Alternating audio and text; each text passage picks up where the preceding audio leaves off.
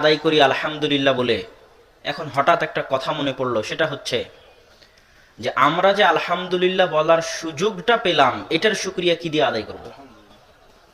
কথা মনে হয় বুঝাতে পারিনি। পৃথিবীতে এরকম হাজারো মানুষ আছে যাদেরকে আল্লাহ নেয়ামত দেন, কিন্তু তারা আল্লাহর শুকরিয়া আদায় করে আলহামদুলিল্লাহ বলতে পারে না। তো আমি আপনি যে আলহামদুলিল্লাহ বলার সুযোগটা পেলাম, আল্লাহ যে আমাকে এবং আপনাকে এই তৌফিকটা দিল আলহামদুলিল্লাহ বলার, এটার শুকরিয়া আপনি কি দিয়ে আদায় করবেন? আলহামদুলিল্লাহ। দরুদ ও সালাম বর্ষিত হোক পৃথিবীর সর্বশেষ ও সর্বশ্রেষ্ঠ রাসূল আহমদ মুহাম্মদ মুস্তাফা সাল্লাল্লাহু আলাইহি ওয়াসাল্লামের প্রতি। যারা বাম পাশে দাঁড়িয়ে আছেন, পিছনে স্টেজের সাথে দাঁড়িয়ে আছেন, ওই পিছনে দাঁড়িয়ে আছেন, তাদের সকলকে মাঠের মধ্যে এসে সামনের দিকে এসে বসার বিনীত অনুরোধ করতেছি। আমার একজন উস্তাদ ছিল মুফতি সাঈদ আহমদ পালানপুরি, উনি এখনো জীবিত আছেন। তো আমরা যখন দাওরায়ে হাদিসে 1400-1500 ছাত্র ওনার নিকটে পড়তাম, তো উনি প্রতিষ্ঠান থেকে বেতন নিতেন না। তো উনি যখন ক্লাসে প্রবেশ করতেন, তার 15 থেকে 20 মিনিট আগে সব ছাত্রকে পাখির মতো নীরব হয়ে বসে থাকতে হবে। উনি ক্লাসে ঢোকার সময় যদি বুঝতে পারেন যে কোনো ছাত্র ঘুমাচ্ছে, কোনো ছাত্র কথা বলতেছে, বা কোনো ছাত্র দাঁড়িয়ে আছে, বা তার প্রবেশ করার পরে কোনো ছাত্র প্রবেশ করতেছে, তাহলে তিনি দার্স বন্ধ করে দিয়ে চলে যেতেন এবং বলতেন যে আমি প্রতিষ্ঠানের বেতনভোগী নই, ইলম শিখাতে আসি। যারা ইলমের মাজলিসের আদব রক্ষা করা জানে না, তারা ইলম পাওয়ার অধিকারও রাখে না। তো এটা কোরআন এবং হাদিসের মাজলিস। এখানে হাফাতহুমুল মালায়েকা, আল্লাহ রাসূলের হাদিস, যে যেখানে আল্লাহ এবং আল্লাহ রাসূলের কথা হয় সেখানে সেই জায়গাটা ফেরেশতারা ঘিরে ধরে। ওয়া নাযালাত আলাইহিমুস সাকিনাহ, এবং আসমান থেকে সেখানে আল্লাহর রহমত, প্রশান্তি, শান্তি তাদের উপর বর্ষণ করা হয়। তাহলে এই মাজলিসে যদি ফেরেশতারা বসে থাকে, তাহলে আপনারা কিভাবে দাঁড়িয়ে আছেন? তাই নয় কি? এই জন্য যারা মজলিসের আদবের খেলাফ করে, কোরআন এবং হাদিসের মজলিসের আদবের লঙ্ঘন করে, রাসূল সাল্লাল্লাহু আলাইহি ওয়াসাল্লামের এবং আল্লাহ সুবহানাহু ওয়া তাআলার বাণীর আদবের লঙ্ঘন করে যারা দাঁড়িয়ে আছেন, তাদেরকে বসার জন্য অনুরোধ করতেছি। হয় আপনি বসেন, না হয় আমরা চলে যাই, দুইটার একটা। কেন কোরআন এবং হাদিসের আলোচনা হতে হবে বসে আদবের সাথে। আজকে আপনাদের সামনে আমার সংক্ষিপ্ত আলোচনার বিষয়বস্তু একটি ইসলামী পরিবার, একটি আদর্শ পরিবার, বা একজন সৎ সন্তান, একজন আদর্শবান সন্তান কিভাবে আপনি গড়ে তুলবেন, কিভাবে জাতিকে উপহার দিবেন, এর উপর গুরুত্বপূর্ণ ও সংক্ষিপ্ত আলোচনা পেশ করার চেষ্টা করব ইনশাআল্লাহ। ইসলামে পরিবারের গুরুত্ব সীমাহীন ও অপরিসীম। ইসলামে পরিবারের গুরুত্ব বোঝানোর জন্য আমি আপনাকে 2 থেকে 3টা পয়েন্ট পেশ করতে পারি যে ইসলামে পরিবারের গুরুত্ব কতখানি। আজ যদি কোনো মেয়ের স্বামী মারা যায়, আজ যদি কোনো মেয়েকে তার স্বামী তালাক দেয়, তাহলে ওই তালাকপ্রাপ্তা মেয়ে, ওই বিধবা মেয়ে যার স্বামী মারা গেছে, সে কি পরের দিনে বিবাহ বন্ধনে আবদ্ধ হতে পারবে? কি করতে হবে? ইদ্যত পালন করতে হবে। কতদিন?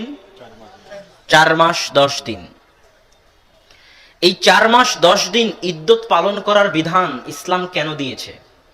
উলামায়ে কেরাম, মুহাদ্দিসিনে ইদাম বলতেছেন যে 4 মাস 10 দিন তাকে এই জন্য অপেক্ষা করতে হবে, যদি সে স্বামী মারা যাওয়ার পরের দিনেই বা তালাক হওয়ার পরের দিনে আরেকজন স্বামীর সাথে বিবাহ বন্ধনে আবদ্ধ হয়, আর আগের স্বামীর পক্ষ থেকে তার পেটে কোনো সন্তান থেকে থাকে, তাহলে ইশতিবাহ, সন্দেহ তৈরি হবে যে এই সন্তানটা আগের স্বামীর না পরের স্বামীর। এই জন্য তাকে 4 মাস 10 দিন অপেক্ষা করতে হবে, যাতে ওই সন্তানের পিতৃত্ব সাবিত করা যায়, পিতৃত্ব প্রমাণ করা যায় যে এই সন্তানের পিতা কে। ঠিক যদি কোনো গর্ভবতী মেয়ের স্বামী মারা যায়, বা কোনো গর্ভবতী মেয়েকে কোনো স্বামী তালাক দেয়, তাহলে ওই গর্ভবতী মেয়ের ইদ্যত হচ্ছে সন্তান প্রসব হওয়া পর্যন্ত, যাতে ওই সন্তানের পিতৃত্ব সাবিত করা যায়, পিতৃত্ব প্রমাণ করা যায়। এটা হচ্ছে ইসলামে পরিবারের গুরুত্ব।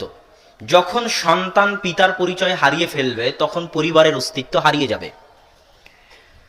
ইসলামে মুসলমানের রক্ত হারাম, আমার মুসলিম ভাইয়ের রক্ত আমার উপর হারাম, তার টাকা পয়সা আমার উপর হারাম, তার মান সম্মান আমার উপর হারাম। কেমন হারাম? রাসূল সাল্লাল্লাহু আলাইহি ওয়াসাল্লাম বলতেছেন, লা জাওয়ালুদ দুনিয়া আহওয়ানু ইনদাল্লাহ আও লা হাদামুল কাবাহ আহওয়ানু ইনদাল্লাহ মিন দামি মুসলিমিন মুমিনিন।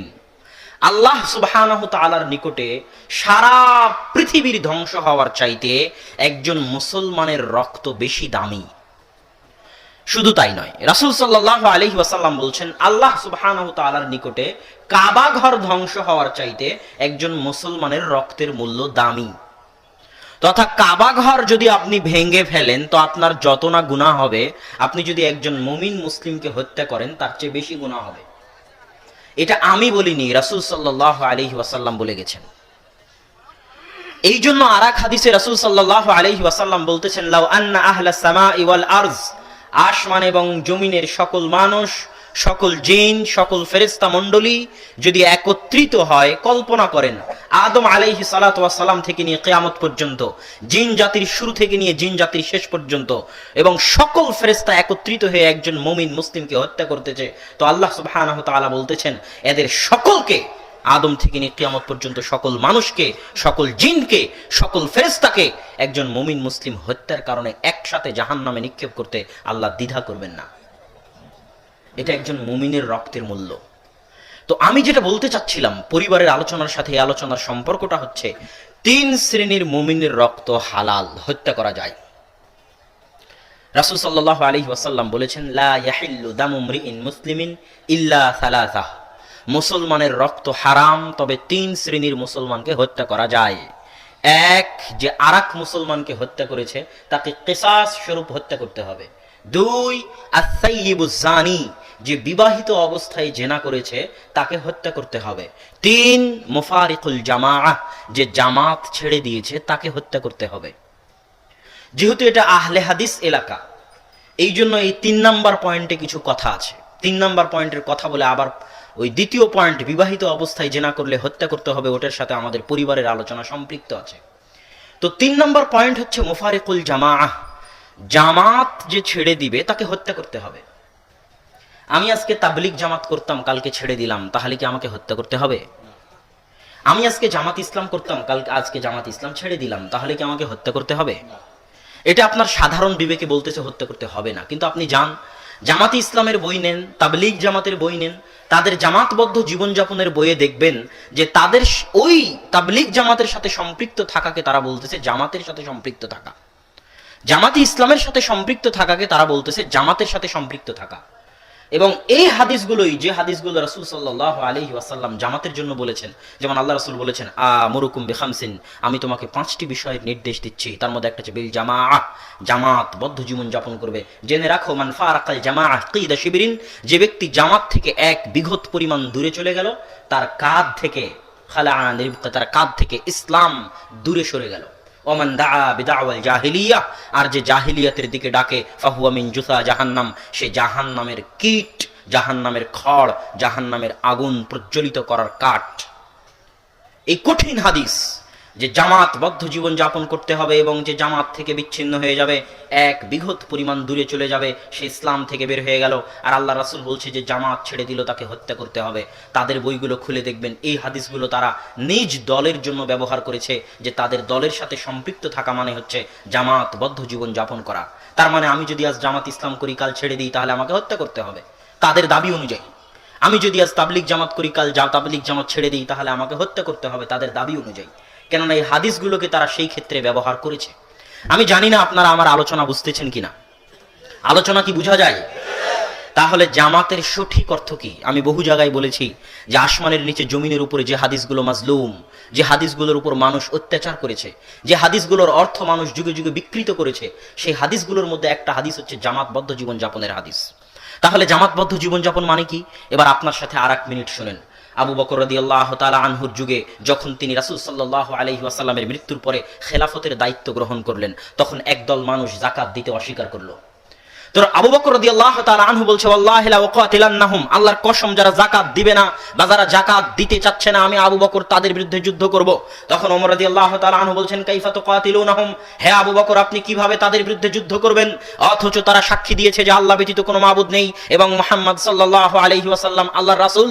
আর যে ব্যক্তি সাক্ষ্য দিবে সে মুসলিম, আর মুসলিমের রক্ত হারাম, আপনি মুসলিমকে হত্যা করতে পারেন না, তাহলে যাকাত অস্বীকারীকে আপনি কিভাবে হত্যা করবেন হে আবু বকর রাদিয়াল্লাহু তাআলা আনহু। তখন আবু বকর রাদিয়াল্লাহু তাআলা আনহু বলছেন, শোনো ওমর, ওয়াল্লাহি লাউ মানাউনি ইকালান ইউআদ্দুনাহু ইলা রাসূলিল্লাহ, তারা শোনো ওমর, আমি তো তাদের বিরুদ্ধে যুদ্ধ করবই করব যদি দেখি যে যারা আল্লাহর রাসূলের যুগে যাকাত দিতে এসে উট গরু ছাগলের সাথে উট গরু ছাগলের রশি দিয়েছে যাকাত হিসেবে, ওই উট গরু ছাগল ছেড়ে গেছে রশি সহ, রশি ফিরিয়ে নিয়ে যায়নি, খেজুর গম ধান চাল ওসর দিতে এসে যে বস্তায় করে নিয়ে এসেছিল ওই বস্তাটাও রেখে গেছে নিয়ে যায়নি, আর আমি আবু বকর আমার যুগে যদি খেজুর গম ধান চাল ফেলে বস্তা নিয়ে চলে যেতে চাই, উট গরু ছাগল রেখে উট গরু ছাগলের রশি দড়ি নিয়ে যেতে চাই, তাহলে আমি আবু বকর ওই দড়ি ওই রশির জন্য ওই বস্তার জন্য পর্যন্ত যুদ্ধ করব, হয় মারবো না হয় মরবো। এখন যারা সচেতন শ্রোতা আছেন তাদের কাছে আমার জিজ্ঞাসা, যদি আমার এই আলোচনা আগে শুনে থাকেন তাহলে তো বলতে পারবেন, আর যদি আগে শুনে না থাকেন আজকে প্রথম শুনতেছেন, তাহলে আপনার মেধার পরীক্ষা হবে যে আপনি মাদ্রাসার ছাত্র হলে কেমন ফকি হতে পারতেন। কথা মনে বুঝাতে পারিনি। এখন যে প্রশ্ন করবো এই প্রশ্নের উত্তর দিতে পারলে আপনি নিজে নিজে বুঝতে পারবেন যে আপনি যদি মাদ্রাসার ছাত্র হতেন তাহলে জীবনে আপনার ভালো ফকি হওয়ার সম্ভাবনা ছিল। সেটা কি? সেটা হচ্ছে আবু বকর রাদিয়াল্লাহু তাআলা আনহু তাদেরকে মুসলিম হওয়ার পরেও কেন হত্যা করতেছেন। কারা বলতে পারবেন? হাত উঠান দেখি। কে বললেন? আপনি আমার এই বক্তব্য আগে শুনেছেন নাকি? আর কেউ বলেন দেখি, কেন মুসলিম হওয়ার পরও তাদেরকে আবু বকর রাদিয়াল্লাহু তাআলা আনহু হত্যা করতেছে? জি, জামাত পরিত্যাগ করে দিয়েছে তারা, মুফারিকুল জামাআহ, জামাত ছেড়ে দিয়েছে। ওই যে আল্লাহ রাসূল বলেছে যে জামাত ছেড়ে দিবে সে ইসলাম থেকে বের হয়ে গেল, যে জামাত ছেড়ে দিবে তাকে হত্যা করা যাবে। জামাত মানে ইসলামী খেলাফতের খলিফার অধীনস্থ, তার যে কোনো ন্যায় আদেশ, অন্যায় আদেশ নয়, যে কোনো ন্যায় আদেশ আমি এবং আপনি মানতে বাধ্য। ওয়াইন জারাবা, যদিও সে আপনাকে পিটায়, যদিও সে আপনার উপর জুলুম করে।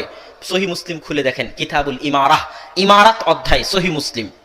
আমিরের যে আনুগত্য করতে হবে এ মর্মে শত শত শতাধিক হাদিস ইমাম মুসলিম রাহিমাহুল্লাহ সেখানে পেশ করেছেন, বহু হাদিস।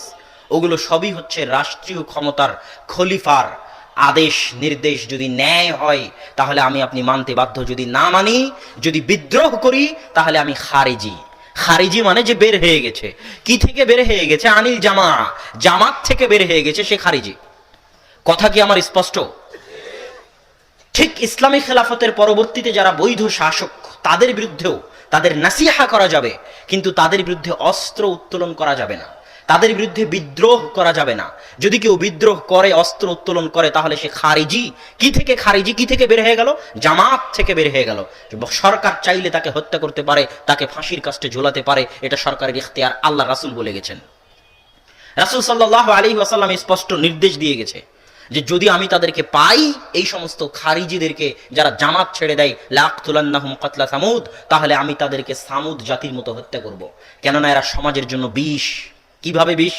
আজকে সিরিয়ার অবস্থা দেখেন, লেবাননের অবস্থা দেখেন, মিশরের অবস্থা দেখেন, লিবিয়ার অবস্থা দেখেন।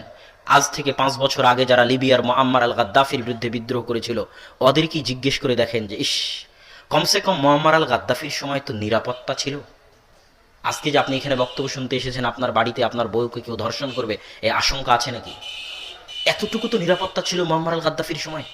সমাজে তো চলতে পারতাম, জান মাল ইজ্জত, নারী পুরুষ বউ বেটি সবার জীবন ইজ্জতের নিরাপত্তা তো ছিল। আজকে মুআম্মার আল গাদ্দাফির বিরুদ্ধে বিদ্রোহ করে সেই নিরাপত্তাটুকু হারিয়ে ফেলেছি। আজকে লিবিয়ার কোনো কোনায় কারো নিরাপত্তা নেই। আজকে সিরিয়ার কোনো ইঞ্চি মাটিতে, মুসলমানের দেশে, 90% মুসলমানের দেশে আরেক মুসলমান নিরাপদ নয়। কেন বলেন তো? তারা বিদ্রোহ করেছিল তাদের নিজের সরকারের বিরুদ্ধে। এই বিদ্রোহের আগুনে তারা জ্বলতেছে, ধ্বংস হয়ে গেছে। এই জন্য এটা অনেক ভয়ঙ্কর জিনিস, ভয়াবহ জিনিস। এটাই হচ্ছে খারিজিয়াতের আকীদা, এটাই হচ্ছে জামাত থেকে বের হয়ে যাওয়ার আকীদা। হ্যাঁ, রাষ্ট্রনেতার বিরুদ্ধে বিদ্রোহ করা যায় 2 শর্তে। যদি রাষ্ট্রনেতা প্রকাশ্য কাফের হয়ে যায় আর তাকে বিদ্রোহ করে পাল্টা ক্ষমতা দখল করার মতো শক্তি থাকে। কেননা পাল্টা ক্ষমতা দখল করার মতো শক্তি না থাকলে নিরাপত্তা বাস্তবায়ন করা যাবে না, যুদ্ধ চলতেই থাকবে, গৃহযুদ্ধ। যদি আপনার কাছে ক্ষমতা থাকে পাল্টা নিরাপত্তা বাস্তবায়ন করার ক্ষমতা দখল করে নিয়ে, আর সরকার যদি বাস্তবিক কাফের হয়ে গিয়ে থাকে তাহলে করতে পারেন। আর যদি ক্ষমতা না থাকে তাহলে জুলুম সহ্য করে নিয়ে যতটুকু নিরাপত্তা আছে এতটুকু নিরাপত্তার এই নিয়ামতের শুকরিয়া আদায় করতে হবে। এই বিষয়ে আমার বিস্তারিত লম্বা 1.5-2 ঘন্টার আলোচনা আছে যে ইকামতি দিন বলতে কি বুঝায়, ইসলামী রাষ্ট্র বলতে কি বুঝায়, কখন ইসলামী রাষ্ট্রের বিরুদ্ধে বিদ্রোহ করতে হয়, কখন একজন কাফেরকে হত্যা করতে হয়, কাফের কখন নিরাপত্তা পায়, এর উপর বিস্তারিত 1.5-2 ঘন্টার আলোচনা আমার আছে। আজকে আমার আলোচনার বিষয় ওটা নয়। আজকে আমাদের আলোচনার বিষয় আদর্শ পরিবার। সেখান থেকে আমরা জামাতের অর্থে চলে আসলাম। তো জামাত পরিত্যাগকারীকে হত্যা করা যাবে। জামাতের একটা অর্থ এখন বললাম, আর একটা অর্থ বক্তব্যের মাঝে বলবো। যারা মেধাবী, যারা বুদ্ধিমান, তারা তখন ধরে নেবেন যে এটা জামাতের দ্বিতীয় অর্থ, এবং আমিও স্পষ্ট করে দেবো ইনশাআল্লাহ। বলছিলাম রাসূল সাল্লাল্লাহু আলাইহি ওয়াসাল্লাম বলেছেন 3 শ্রেণীর মুসলমানকে হত্যা করা যাবে, কিন্তু আল্লাহ রাসূল বলেননি কিভাবে হত্যা করতে হবে। যে আমি আপনাকে হত্যা করেছি, এখন সরকার আমাকে হত্যা করবে, ফাঁসি দিয়েও হত্যা করতে পারে, শুলি দিয়েও হত্যা করতে পারে, গুলি করেও হত্যা করতে পারে, তরবারি চালিয়েও হত্যা করতে পারে। যেটাতে আমি দ্রুত মারা যাব, কষ্ট কম হবে, সেটারই ব্যবস্থা করা উচিত। এটাই ইসলাম বলে থাকে। কিন্তু যে বিবাহিত অবস্থায় জেনা করেছে তার ক্ষেত্রে ইসলাম বলে দিয়েছে যে তাকে কিভাবে হত্যা করতে হবে। তাকে ইসলাম বলেনি যে তাকে তরবারি দিয়ে হত্যা করো, তাকে ইসলাম বলেনি যে ফাঁসি দিয়ে হত্যা করো। তাকে ইসলাম বলছে হাজারো মানুষের মাঝে খোলা মাঠে অর্ধ বুক পর্যন্ত পুঁতি দিয়ে ওই হাজারো মানুষ চারিদিক থেকে ইট ঢেল পাথর নিক্ষেপ করতে থাকবে। একটা ইট গিয়ে মাথায় লাগবে, মাথা থেকে ঘেলু ছিটকে বেরিয়ে যাবে। একটা ইট গিয়ে হাতে লাগবে, হাত ভেঙে যাবে। একটা পাথর গিয়ে চোখে লাগবে, চোখ নষ্ট হয়ে যাবে, দাঁত ভেঙে যাবে, বাপরে মারে করে চিৎকার করতে থাকবে। এই করুণ হৃদয় বিদারক নিষ্ঠুর নির্দয়ভাবে তাকে হত্যা করার জন্য ইসলাম নির্দেশ দিয়েছে। কেন জানেন? বিবাহিত অবস্থায় জেনা করলে পরিবার ধ্বংস হয়ে যায়। এটাই হচ্ছে পরিবারের গুরুত্ব। আল্লাহ সুবহানাহু ওয়া তাআলা আদম আলাইহিস সালাম থেকে নিয়ে আজ পর্যন্ত পৃথিবী আবাদ করে আসতেছেন পরিবার দিয়ে। কি দিয়ে পৃথিবী আবাদ করতেছেন? পরিবার প্রথা দিয়ে আল্লাহ পৃথিবী আবাদ করতেছেন। এই জন্য যুগে যুগে যা কিছু এই পরিবার প্রথার বিরুদ্ধে হুমকি হয়ে দাঁড়িয়েছে, আল্লাহ সেগুলোকে ধূলিসাৎ করে দিয়েছেন। জর্ডানে যান, ডেড সি, মৃত সাগর পাবেন, যে সাগরে আপনি ডুববেন না, এত লবণাক্ত পানি। ওই সাগরের জায়গায় একটা শহর ছিল, যে শহরে লূত আলাইহিস সালামের জাতি বসবাস করত। তারা এতটাই জেনা ব্যভিচারে লিপ্ত ছিল যে পরিবার প্রথা ধ্বংস হওয়ার উপক্রম ছিল। কি প্রথা ধ্বংস হওয়ার উপক্রম ছিল? পরিবার প্রথা ধ্বংস হওয়ার উপক্রম ছিল। কেননা জেনা করলে পরিবার প্রথা বন্ধ হবেই হবে। অত্যাধিক জেনা হলে জারদ সন্তান বাড়বে, জারদ সন্তান বাড়লে পরিবার নষ্ট হয়ে যাবে। তো পরিবার প্রথা বন্ধ হওয়ার উপক্রম ছিল। তো আল্লাহ ওই জাতিকে পুরো শহর উল্টিয়ে দিয়ে চিরস্থায়ীভাবে দুনিয়া থেকে মিটিয়ে দিয়েছেন। আর তাদের কথা কোরআনে বলে গেছেন। এবং সেই জায়গায় এখন সমুদ্র আছে, সাগর আছে, যেখানে মানুষ ডুবে না। এত ভয়ঙ্কর সাগর, ডেড সি, মৃত সাগর। যেই দিন পরিবার প্রথা থাকবে না সেই দিন আল্লাহ দুনিয়া রাখবেন না। যেই দিন পরিবার থাকবে না সেই দিন আল্লাহ দুনিয়া রাখবেন না। কিভাবে? ঈসা আলাইহিস সালামের মৃত্যুর পরে, ইমাম মাহদির মৃত্যুর পরে, যখন রাসূল সাল্লাল্লাহু আলাইহি ওয়াসাল্লামের ভাষা অনুযায়ী মানুষ মানুষের সাথে জেনায় লিপ্ত হবে, যেমন ভাবে কুকুর কুকুরে প্রকাশ্যে মিলনে লিপ্ত হয়, গাধা গাধীর সাথে প্রকাশ্যে মিলনে লিপ্ত হয়, লজ্জা বুঝে না, মানুষ যখন সেভাবে প্রকাশ্যে জেনায় লিপ্ত হবে তখন পরিবার প্রথা নষ্ট হয়ে যাবে, আর থাকবে না। তখন আল্লাহ এই পৃথিবীকেও আর রাখবেন না। এই পৃথিবীতে তখন আল্লাহ কিয়ামত কায়েম করে দিবেন, পৃথিবীকে ধ্বংস করে দিবেন। তো এই পৃথিবীকে আল্লাহ সুবহানাহু ওয়া তাআলা টিকিয়ে রেখেছেন কিসের কারণে? পরিবারের কারণে। কিসের কারণে বলেন তো? পরিবারের কারণে। এই কয়েকটা পয়েন্টের সারমর্ম হচ্ছে, ও আরো একটা পয়েন্ট ছুটে গেছে। পরিবার এতটা ঠুনকো, এতটা হালকা, এতটা ফেলে দেওয়ার বস্তু নয় যে আপনি চাইলে 1 সেকেন্ডের মধ্যে এক পরিবারকে নষ্ট করে দিবেন। এক বৈঠকে বসে বলবেন তোমাকে তালাক দিলাম, তালাক দিলাম, তালাক দিলাম, 3 তালাক এক বৈঠকে দিয়ে 1 সেকেন্ডের মধ্যে একটা পরিবারকে নষ্ট করে দিবেন, এই সুযোগও ইসলাম রাখেনি। কেননা পরিবারের একটা গুরুত্ব ইসলামের নিকটে আছে। ইসলাম বলছে তুমি যদি পরিবার নষ্ট করতে চাও, পরিবার ধ্বংস করতে চাও, পরিবার রাখতে চাও না, যে পরিবারে তুমি এখন আছো, তাহলে 3 মাস চিন্তা ভাবনা করে পরিবার ছাড়ো। ছাড়তে পারো, সমস্যা নাই, তবে দ্রুত সিদ্ধান্ত নিও না। কেননা এটা তো হালকা বিষয় নয়, এটা তো ঠুনকো বিষয় নয়। আল্লাহ পরিবার দিয়ে পৃথিবী টিকিয়ে রেখেছে, পরিবারের মাধ্যমে আল্লাহ ইসলাম টিকিয়ে রেখেছে। 3 মাস চিন্তা ভাবনা করো, 1 মাস চিন্তা ভাবনা করে 1 তালাক দাও, 2য় মাস চিন্তা ভাবনা করে 2য় তালাক দাও, 3য় মাস চিন্তা ভাবনা করে 3য় তালাক দাও। এভাবে 3 মাস চিন্তা ভাবনা করে তালাক দাও, যাতে তোমার পরিবারের গুরুত্ব এর দ্বারা ফুটে ওঠে। পরিবার ফেলে দেওয়ার বস্তু নয়, পরিবার অনেক দামি, অনেক গুরুত্বপূর্ণ। ইসলাম আছে, পরিবার আছে তো ইসলাম আছে, পরিবার নাই তো ইসলাম নাই। পরিবার আছে তো ইসলাম আছে, পরিবার নাই তো ইসলাম নাই। পরিবার আছে তো ইসলাম আছে, পরিবার নাই তো ইসলাম নাই। একটি আদর্শ পরিবারের উপর ভিত্তি করে ইসলাম টিকে থাকে। তাই আজকের আলোচনার গুরুত্বপূর্ণ বিষয়বস্তু, কিভাবে আমরা একটি আদর্শ পরিবার গড়ে তুলতে পারি। একটি আদর্শ পরিবার গড়ে ওঠার পিছনে রাসূল সাল্লাল্লাহু আলাইহি ওয়াসাল্লাম এবং আল্লাহ সুবহানাহু ওয়া তাআলা লম্বা পরিকল্পনা দিয়েছেন, স্টেপ বাই স্টেপ পদক্ষেপ দিয়েছেন। যে স্টেপ বাই স্টেপ পদক্ষেপগুলো পবিত্র কোরআন এবং হাদিসে 1400 বছর থেকে আছে। আমি এবং আপনি শুধু অনুসরণ করলেই একটি আদর্শ পরিবার আমরা গড়ে তুলতে পারবো বলে বিশ্বাস করি ইনশাআল্লাহ। পরিবারের শুরু হয় বিবাহের মাধ্যমে। কিসের মাধ্যমে? বিবাহের মাধ্যমে। এই বিবাহ আমার এবং আপনার পৈতৃক সম্পত্তি নয়। বিবাহ আমার এবং আপনার ছেলে খেলামুর বিষয় নয়। বিবাহ আমার এবং আপনার অনধিকার চর্চার বিষয় নয়। বিবাহ হচ্ছে আল্লাহ এবং আল্লাহর রাসূলের প্রদত্ত সুন্নাত। যদি বিবাহ করতে চান তাহলে আল্লাহ এবং আল্লাহর রাসূলের দেখানো পদ্ধতি অনুযায়ী বিবাহ করতে হবে। যদি বিবাহ করতে চান আল্লাহ এবং আল্লাহ রাসূলের দেখানো পদ্ধতি অনুযায়ী বিবাহ করতে হবে। বিবাহ সুন্নাত। বিবাহের মাধ্যমে আল্লাহ সুবহানাহু ওয়া তাআলা রহমত বরকতের দরজা উন্মুক্ত করে দেন। কিসের দরজা উন্মুক্ত করে দেন? রহমত এবং বরকতের দরজা।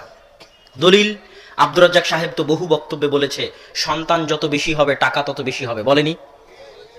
এখন ইহুদি খ্রিস্টান সংস্থাগুলো বলতেছে ছেলে হোক মেয়ে হোক দুটি সন্তানই যথেষ্ট, একটি হলে আরো ভালো।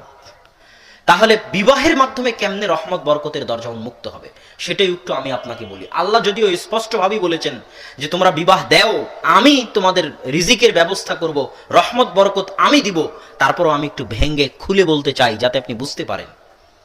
মা মিন দাব্বাতিন, পৃথিবীতে এমন কোনো কিছু চলে না, জীব জন্তু জানোয়ার পশু প্রাণী যাদের রিজিকের দায়িত্ব আল্লাহ বহন করেন না। তাদের রিজিকের দায়িত্ব কার উপর? আল্লাহ সুবহানাহু ওয়া তাআলার উপর। কথার কথা, আমি যখন একাই আছি তখন আমার রিজিক আল্লাহ আমার হাতে দিবেন। এবার যখন আমি বিবাহ করলাম, বিবাহ করে আরেকজন মেয়েকে আমার ঘরে নিয়ে আসলাম এবং ওই মেয়ের রিজিকের দায়িত্ব আমি উঠালাম, তো আমার স্ত্রীর কপালে যে রিজিক আল্লাহ পৃথিবী সৃষ্টির 50,000 বছর পূর্বে লিখে রেখেছেন, কথার কথা আমার স্ত্রীর কপালে আল্লাহ লিখে রেখেছেন যে তার একটা পাকা বাড়িতে যে থাকবে। আমার স্ত্রীর কপালে আল্লাহ লিখে রেখেছেন যে সে পোলাও গোস্ত ভাত মাংস দিয়ে খাবে, তার এত জমি জায়গা হবে। আমার স্ত্রীর কপালে আল্লাহ পৃথিবী সৃষ্টির 50,000 পূর্বে যে ভাগ্য লিখেছেন, ওই তাকদীর ওই রিজিক পূরণ আল্লাহ সুবহানাহু ওয়া তাআলা আমার হাত দিয়ে করবেন। কথা মনে হয় বুঝাতে পারিনি। আমার স্ত্রী দুপুরে যে আলু ভর্তা দিয়ে ভাত খাবে এটা তার রিজিকে লেখা আছে। ওই আলু ভর্তা দিয়ে ভাত খেতে যে টাকাটা লাগবে ওটা কার হাত দিয়ে আসবে? আমার হাত দিয়ে আসবে, কেননা আমি তার রিজিকের দায়িত্ব উঠিয়েছি। যখন একটা সন্তান দুনিয়াতে আসবে তখন ওই সন্তান যে ভাগ্য নিয়ে পৃথিবীতে আসবে, যে রিজিক নিয়ে পৃথিবীতে আসবে, যতদিন পিতা সন্তানের রিজিকের দায়িত্ব নিজের হাতে রাখে, যতদিন সন্তানকে আলাদা করে দেয়নি, ততদিন পিতার মাধ্যমে আল্লাহ সেই রিজিকের ব্যবস্থা করে দিবেন। এটা আল্লাহর জিম্মেদারি। এইভাবে আল্লাহ সুবহানাহু ওয়া তাআলা রহমত বরকতের দরজা উন্মুক্ত করে দেন। এই জন্যই ওই সাহাবীর হাদিস আলবানী রাহিমাহুল্লাহ সহি বলেছেন, আমি পেশ করে থাকি যে একজন সাহাবী আল্লাহর রাসূলের মসজিদে কোরআন এবং হাদিস শিখে, তো তার ভাই লাহু আখ ইয়াশতাকি ইলা রাসূলিল্লাহ, আল্লাহ রাসূলের নিকটে তার ভাই অভিযোগ করেছে, আল্লাহ রাসূল আমার ভাই আমার সংসারের কোনো কাজ তো করেই না, পাল্টা তার খরচ আমাকে বহন করা লাগে। আল্লাহ রাসূল তাকে তো একটু বলেন সে যেন আমার সাংসারিক কাজে কিছু সহযোগিতা করে। তখন আল্লাহ রাসূল উত্তরে বলতেছেন লাআল্লাকা তুরযাকু বিহি, হে সাহাবী শুনে রাখো, তুমি এখন যে রিজিক পাও, এখন যে রুজি রুটির ব্যবস্থা তোমার হয়, তুমি যে তোমার ভাই যে কোরআন এবং হাদিসের শিক্ষা আমার মসজিদে গ্রহণ করতেছে, তুমি যে তার রিজিকের ভার উঠিয়ে রেখেছো, ওই রিজিকের ভার উঠানোর বদৌলতে তুমি রিজিক পাও। তুমি যদি তার রিজিকের ভার উঠানো বন্ধ করে দাও তাহলে তুমি এখন যে রিজিক পাচ্ছ সেটাও হয়তো থাকবে না, সেটা থেকে বরকতও হারিয়ে যাবে। এটা আমার কথা নয়, রাসূল সাল্লাল্লাহু আলাইহি ওয়াসাল্লামের কথা। এই জন্য যখন আপনি বিবাহ করবেন, যখন সন্তান সন্ততি আসবে, তখন আপনার সামনে রহমত বরকতের দরজা উন্মুক্ত হয়ে যাবে। যারা বলেছে ছেলে হোক মেয়ে হোক দুটি সন্তানই যথেষ্ট, আপনি তাদের দেশে যদি যান, আমি চ্যালেঞ্জ দিলাম যে কোনো যুবক যারা শিক্ষিত তাদের উদ্দেশ্যে আমি বলতেছি যে তারা যদি ইসরায়েলে যায় কোনোদিন, তো আমরা আজকে যে গাড়িতে করে এসেছি, যেটা 4 সিট সর্বোচ্চ ড্রাইভার সহ 4 জন বসতে পারবে, এই গাড়ি ইহুদিরা ব্যবহার করে না। তারা বড় জিএমসি ব্যবহার করে 7-8 সিটের। কেন? তাদের কারো একটা দুইটা সন্তান নয় যে 4 সিটের ছোট গাড়িতে হবে, তাদের সবার 4-5টা করে সন্তান আছে, এই জন্য তাদের বড় গাড়ি লাগে। সব ইহুদির আপনি দেখতে পাবেন। বিশ্বাস না হলে বাংলাদেশে সেই দিন যে ডাক্তার, এই খ্রিস্টান ডাক্তার যিনি ময়মনসিংহের কোথায় যেন, যারা যুবক ফেসবুক বা গুগল সার্চ দিয়ে দেখতে পারো, ছোট্ট ছোট্ট পিচ্চি পিচ্চি 4টা সন্তান। দেখনি কেউ নাই এখানে? দেখছি। তো তারা নিজেরা যেটা আমল করে সেটা তোমাদেরকে বলে না, তারা জানে কোনটার মধ্যে কল্যাণ আছে এবং কোনটার মধ্যে অকল্যাণ আছে। তারা সারা পৃথিবীর সব মুসলমান যুবকদেরকে, সৌদি আরবে যদি থাকেন তো সৌদি আরবের শত যুবক আমি দেখলে আশ্চর্য হই, ওরা যে গেঞ্জিটা পরে সেই গেঞ্জিটা হচ্ছে মেসির 10 নম্বর গেঞ্জি। প্রচুর ভক্ত আছে সৌদিতে মেসির, রোনালদোর, তো তারা সেই গেঞ্জি পরে বাইরে আসে। তারপরে রিয়াল, মাদ্রিদ, বার্সেলোনা, এই যে ক্লাবগুলো আছে যারা ফুটবল খেলে, এই ক্লাবগুলোর হাজারো ভক্ত আছে সৌদিতে। তো আমি মাঝে মাঝে ভাবলে অবাক হই, শরীরের লোম শিউরে ওঠে। এই রিয়াল মাদ্রিদ যে ক্লাবগুলো, বার্সেলোনা যে ক্লাবগুলো, এগুলো যে শহরকে কেন্দ্র করে, ওই শহরের মাটির একদিন মালিক ছিল আমার বাপদাদা। সেটা কোন দেশে বলেন তো? স্পেন। স্পেন। সৌদির যে মুসলিম যুবকগুলো ওই বার্সেলোনার মেসি আর ওই রিয়াল আর মাদ্রিদ যে ক্লাবগুলো কিনে লাফাচাফা করতেছে, আনন্দ করতেছে, আরব বিশ্বের যে যুবকগুলো তারা জানে না যে এই ক্লাবগুলো যে মাটিতে আছে, এই মাটির মালিক তাদের বাপদাদা ছিল। স্পেনের মালিক কারা ছিল? মুসলমানেরা ছিল। সে অনুভূতি শক্তি তাদের নিকটে নাই, সেই ইতিহাসের জ্ঞান তাদের নিকটে নাই। ইমাম কুরতুবির নাম শুনেছেন? ইমাম কুরতুবি, এরকম কেউ আছেন শুনেছেন? কুরতুবা বলা হয় আরবিতে, সেটাকে ইংরেজিতে বলা হয় কর্ডোভা। সেটাকে ইংরেজিতে বলা হয় কর্ডোভা, যেটা স্পেনের শহর। ইমাম কুরতুবি স্পেনের ইমাম। ইবনু হাজাম আন্দালুসি, বিখ্যাত ইমাম ইবনু হাজাম আন্দালুসি, তার নাম শুনেছেন? তিনি হচ্ছেন স্পেনের ইমাম। আব্দুল হক আল ইশবিলি, তিনি হচ্ছেন স্পেনের ইমাম। এরকম বহু ইমাম স্পেনে জন্ম নিয়েছে। ইবনু আব্দুল বার হাফিজুল মাগরিব, স্পেনের হাফেজ ইবনু আব্দুল বার, বিখ্যাত ইমাম, 460 হিজরিতে মৃত্যুবরণ করেছেন। সম্মানিত উপস্থিতি, তো আমরা যেটা বলছিলাম যে ইহুদি খ্রিস্টানেরা যেটা তারা করে সেটা আপনাকে বলে না, আর আপনাকে যেটা বলে সেটা তারা করে না। সারা পৃথিবীর মুসলিম যুবককে তারা ক্রিকেট এবং ফুটবল বিশ্বকাপ নিয়ে ব্যস্ত রেখেছে, কিন্তু তাদের নিজেদের ইসরায়েল কোনো ক্রিকেট বিশ্বকাপে অংশগ্রহণ করে না, কোনো ফুটবল বিশ্বকাপে অংশগ্রহণ করে না। কেননা তারা জানে যে এই বিশ্বকাপগুলো হচ্ছে নেশার মতো, এগুলোতে শুধু সময় নষ্ট হবে। তারা এটা বুঝে। তারা কি করে? তারা গবেষণা করে কিভাবে অস্ত্র বানানো যাবে, কিভাবে মুসলমানদেরকে হত্যা করা যাবে, কিভাবে সারা আরব বিশ্ব দখল করা যাবে, এটা তাদের পরিকল্পনা। বাংলাদেশ মনে করে, বাংলাদেশের যুবকরা মনে করে যে বাংলাদেশ উন্নত হয়ে গেছে। কিভাবে উন্নত হয়ে গেছে? বাংলাদেশে পদ্মা সেতু হচ্ছে, বাংলাদেশে বিদেশ থেকে রেমিটেন্স আসতেছে, বাংলাদেশে গার্মেন্টস শিল্প আছে, তাও আবার নরসিংদী নারায়ণগঞ্জে তো গার্মেন্টস প্রচুর প্রচুর না? তাহলে আপনারা আরো ভালো বুঝতে পারবেন আমার এই কথাটা। সেটা হচ্ছে আমাদের গার্মেন্টস কোথায় যায় জানেন? আমাদের গার্মেন্টসের এই কাপড় চোপড়গুলো, ওই pant, shirt, muffler, sweater, jacket যায় ইউরোপ এবং আমেরিকায় সবচেয়ে বেশি। বাংলাদেশ সবচেয়ে বেশি রপ্তানি করে, প্রায় দ্বিতীয় বা তৃতীয় শীর্ষস্থানীয় দেশ হচ্ছে বাংলাদেশ। তো আমার প্রশ্ন হচ্ছে, যে ইউরোপ আমেরিকা পারমাণবিক বম তৈরি করতে পারে, তারা একটা প্যান্ট তৈরি করতে পারে না? আমার প্রশ্নটা বুঝেন, যেহেতু আপনাদের দেশে গার্মেন্টস আছে। যে ইউরোপ আমেরিকা পারমাণবিক বম তৈরি করতে পারে, তারা একটা প্যান্ট তৈরি করতে পারে না? তাহলে সেই প্যান্ট আপনার থেকে নেওয়ার কি প্রয়োজন? আর সেই প্যান্টকে বলতেছেন আপনি উন্নতি। কথা মনে হয় বুঝাতে পারিনি। এরকম যদি সারা বাংলাদেশ গার্মেন্টস দিয়ে ভর্তি হয়ে যায়, তবু এটা উন্নতি নয়। সারা বাংলাদেশের কোনা কোনা যদি গার্মেন্টস দিয়ে ভর্তি, এটা উন্নতি নয়, এটা আমেরিকাও জানে। পদ্মা সেতু দিয়ে যদি সারা বাংলাদেশের সব নদীর উপর পদ্মা সেতু হয়, তাহলে এই যে অবকাঠামোগত উন্নতি, অবকাঠামোটা বাংলা শব্দ, যেটার অর্থ হচ্ছে বিল্ডিংগত উন্নতি, মানে এই যে রাস্তাঘাট পিচ দিয়ে তৈরি হচ্ছে, রাস্তাঘাট বড় হচ্ছে, 4 লেন হচ্ছে, বিল্ডিং তৈরি হচ্ছে, বাড়িঘর তৈরি হচ্ছে, ব্রিজ হচ্ছে, কালভার্ট হচ্ছে, এটা অবকাঠামোগত উন্নতি। অবকাঠামোগত উন্নতি হচ্ছে ঠুনকো, যার কোনো মূল্য নাই। আপনি পদ্মা সেতুতে যান, দেখবেন যে ইঞ্জিনিয়ারগুলো কাজ করতেছে, ওগুলো কোরিয়া থেকে আসা ইঞ্জিনিয়ার। আর মাথায় যারা ইট, খোয়া, বালু নিয়ে ফেলতেছে পদ্মার পাইলের মধ্যে, ওগুলো হচ্ছে নরসিংদী নারায়ণগঞ্জের লেবার। এটা হচ্ছে উন্নতির মাপকাঠি। যেই দিন আপনি শিক্ষায় উন্নতি হবেন, জ্ঞানে গবেষণায় উন্নত হবেন, সেই দিন আপনি উন্নত। গার্মেন্টস যদি কালকে চীন আফ্রিকার অঞ্চলে চেষ্টা করতেছে, চীন একটা বাফার জন্য একটা হাব তৈরি করার আফ্রিকান অঞ্চলে, যেখানে বাংলাদেশের চাইতে কম খরচে। বাংলাদেশে কেন গার্মেন্টস চলে জানেন? বাংলাদেশের মানুষ অল্প টাকায় শ্রম বেশি করে দেয়, এই জন্য বাংলাদেশে গার্মেন্টস শিল্পটা এখনো টিকে আছে। যেই দিন বাংলাদেশের মানুষের চাইতে কোনো দেশের মানুষ বাংলাদেশের মানুষের চাইতে অল্প টাকায় কাজ করে দিবে, সেদিন বাংলাদেশের সব গার্মেন্টসগুলো বন্ধ হয়ে যাবে। এটা আমি আব্দুল্লাহ লিখে দিলাম, আপনি লিখে রাখেন, আপনার পরবর্তী প্রজন্মকেও বলে যান যে যদি বাংলাদেশের চাইতে কম টাকায় কোনো দেশ গার্মেন্টস তৈরি করে দিতে পারে, কাজ করে দিতে পারে, তাহলে বাংলাদেশে গার্মেন্টস শিল্প বন্ধ হয়ে যাবে, চলবে না। যেই চেষ্টা চীন করতেছে আফ্রিকান দেশগুলোকে সাথে করে নিয়ে। বাংলাদেশের যে কর্মচারীরা বিদেশে আছে, এদেরকে যদি কোনোদিন পাঠিয়ে দেওয়া হয়, এরা যদি এদের চাইতে কম খরচে যদি কেউ কাজ করতে চায়, তো এদেরকে রাখবে না। এরা সৌদিতে 600 রিয়ালের ভিত্তিতে কাজ করে। আমাদের বাংলাদেশের ভাইয়েরা অনেক কষ্ট করে কাজ করে, অনেক হৃদয় বিদারক করুণ দৃশ্য। তো কেউ যদি 500 রিয়ালে কাজ করে, তো এদেরকে আর রাখবে না। এটা উন্নতি নয়, এটা উন্নতির নামে মিথ্যা ধোকা। উন্নতি তখনই যখনই আপনার ছেলে জ্ঞানে গুণে গবেষণার চরম শিখরে পৌঁছে যাবে, যখন ঢাকা বিশ্ববিদ্যালয়ের অবস্থান হবে পৃথিবীর র্যাঙ্কিং বিশ্ববিদ্যালয়গুলোর প্রথম দিকে, যখন রাজশাহী চিটাগাং বিশ্ববিদ্যালয়গুলোর অবস্থান হবে পৃথিবীর র্যাঙ্কিং বিশ্ববিদ্যালয়ের প্রথম দিকে, তখন বুঝতে পারবেন যে হ্যাঁ, দেশে উন্নত হচ্ছে। আর যখন দেখবেন যে রাজশাহী আর ঢাকা বিশ্ববিদ্যালয়ে মারামারি হচ্ছে, এই গণতন্ত্রের নামে হরতাল, রাজনীতি, খুন খারাপি হচ্ছে, তখন এগুলো উন্নতি নয়, এগুলো উন্নতির নামে ধোঁকাবাজি। তো সম্মানিত উপস্থিতি, আমরা কি বলছিলাম? ছেলে হোক মেয়ে হোক, দুটি সন্তানই যথেষ্ট। এটা ইহুদি খ্রিস্টান আপনাকে বলেছে, কিন্তু তারা এটা করবে না। তারা এটা জানে যে এটা ধোঁকাবাজি, এর মধ্যে ক্ষতি আছে, এর মধ্যে নোকসান আছে। তো আমরা আলোচনা করছিলাম বিবাহ করলে, সন্তান হলে রহমত বরকতের দরজা উন্মুক্ত হয়ে যায়।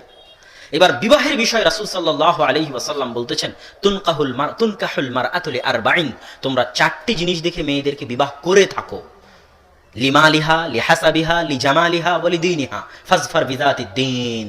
তোমরা ধন দৌলত, বংশমর্যাদা, সৌন্দর্য, টাকা পয়সা দেখে, দিনদারিতা দেখে তোমরা মেয়েদের পছন্দ করো। তবে আমি মুহাম্মদ সাল্লাল্লাহু আলাইহি ওয়াসাল্লাম তোমাদের বলে যাচ্ছি, তোমরা যদি বিবাহ করার সময় মেয়ের মধ্যে টাকা পয়সা নাও পাও, সমস্যা নাই।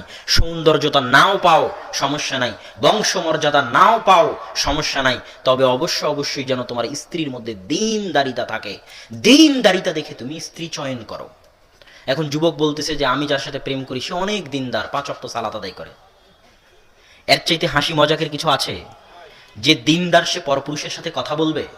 অসম্ভব। যুবক, তুমি ধোঁকা খাচ্ছ, তুমি ধোঁকা খাচ্ছ। যে দিনদার নয় তুমি তাকে দিনদার মনে করতেছো, এটা নিজেকে ধোঁকা দেওয়া। শয়তান তোমাকে ধোঁকা দিচ্ছে, শয়তান তোমাকে ওয়াসওয়াসা দিচ্ছে। কেন স্ত্রী দিনদার হওয়া লাগবে?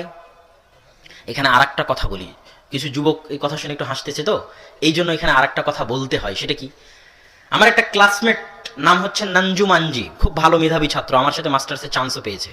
তো অনার্সে পড়া অবস্থায় তাকে আমি একদিন জিজ্ঞেস করছিলাম গল্পে গল্পে যে তাদের দেশে ছেলে মেয়েদের মধ্যে প্রেম প্রীতি আছে না নাই, অবৈধ সম্পর্ক যেটা বলা হয়। তা আমি আরবিতে বলেছি মোহাব্বাহ বা ইশক।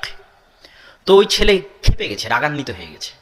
তা আমি বুঝলাম না যে কেন রাগান্বিত হওয়ার। আমি বললাম, লেশ তাকদাব, এত রাগান্বিত হওয়ার কারণ কি? তো বলতেছে, কেন রাগান্বিত হবে না? তুমি ইসলামকে অপমান করতেছো। আজিব, আমি ইসলামকে কিভাবে অপমান করলাম? আমি ইসলামকে কিভাবে অপমান করলাম?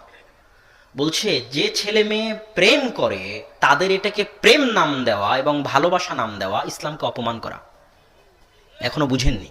এই সম্পর্কটার ইসলামে কি নাম আছে? জেনা। এই সম্পর্কটার ইসলাম কি নাম দিয়েছে? জেনা। তুমি আমাকে বলো যে আমাদের দেশে জেনার সম্পর্ক হয় না, হয় না? তাহলে তোমার প্রশ্ন ঠিক আছে। তুমি আমাকে এটা কেন জিজ্ঞেস করতেছো যে আমাদের দেশে ভালোবাসা প্রেম প্রীতি আছে না নাই? তুমি এই ভালোবাসা প্রেম প্রীতি শব্দটা জেনার ক্ষেত্রে লাগিয়ে ইসলামী পরিভাষার অপমান করেছো। কত ভারী কথা, বুঝতে পারছেন? এই কথার ওজন কত, বুঝতে পারছেন? তাহলে যুবক, এখানে হাসার অবকাশ নেই। তোমার এটা ইসলামের পরিভাষায় প্রেম ভালোবাসা বললে, মোহাব্বত বললে ইসলামকে অপমান করা হবে। এটা আমার বলার সুযোগ নাই। এটা তোমাকেও বলতে হবে যে আমি জেনা করতেছি। এখন আমার সাথে যে জেনা করতেছে সে অনেক দিনদার, এটা বলতে হবে, তাহলে আরো মজাক হবে। এখন তুমি বলো যে তোমার সাথে জেনায় লিপ্ত আছে সে দিনদার কিনা, ভালোবাসা বলিও না, প্রেম বলিও না, তাহলে ইসলামের অপমান হবে। সম্মানিত উপস্থিতি, তো দিনদার মেয়ে কেন বিবাহ করতে হবে?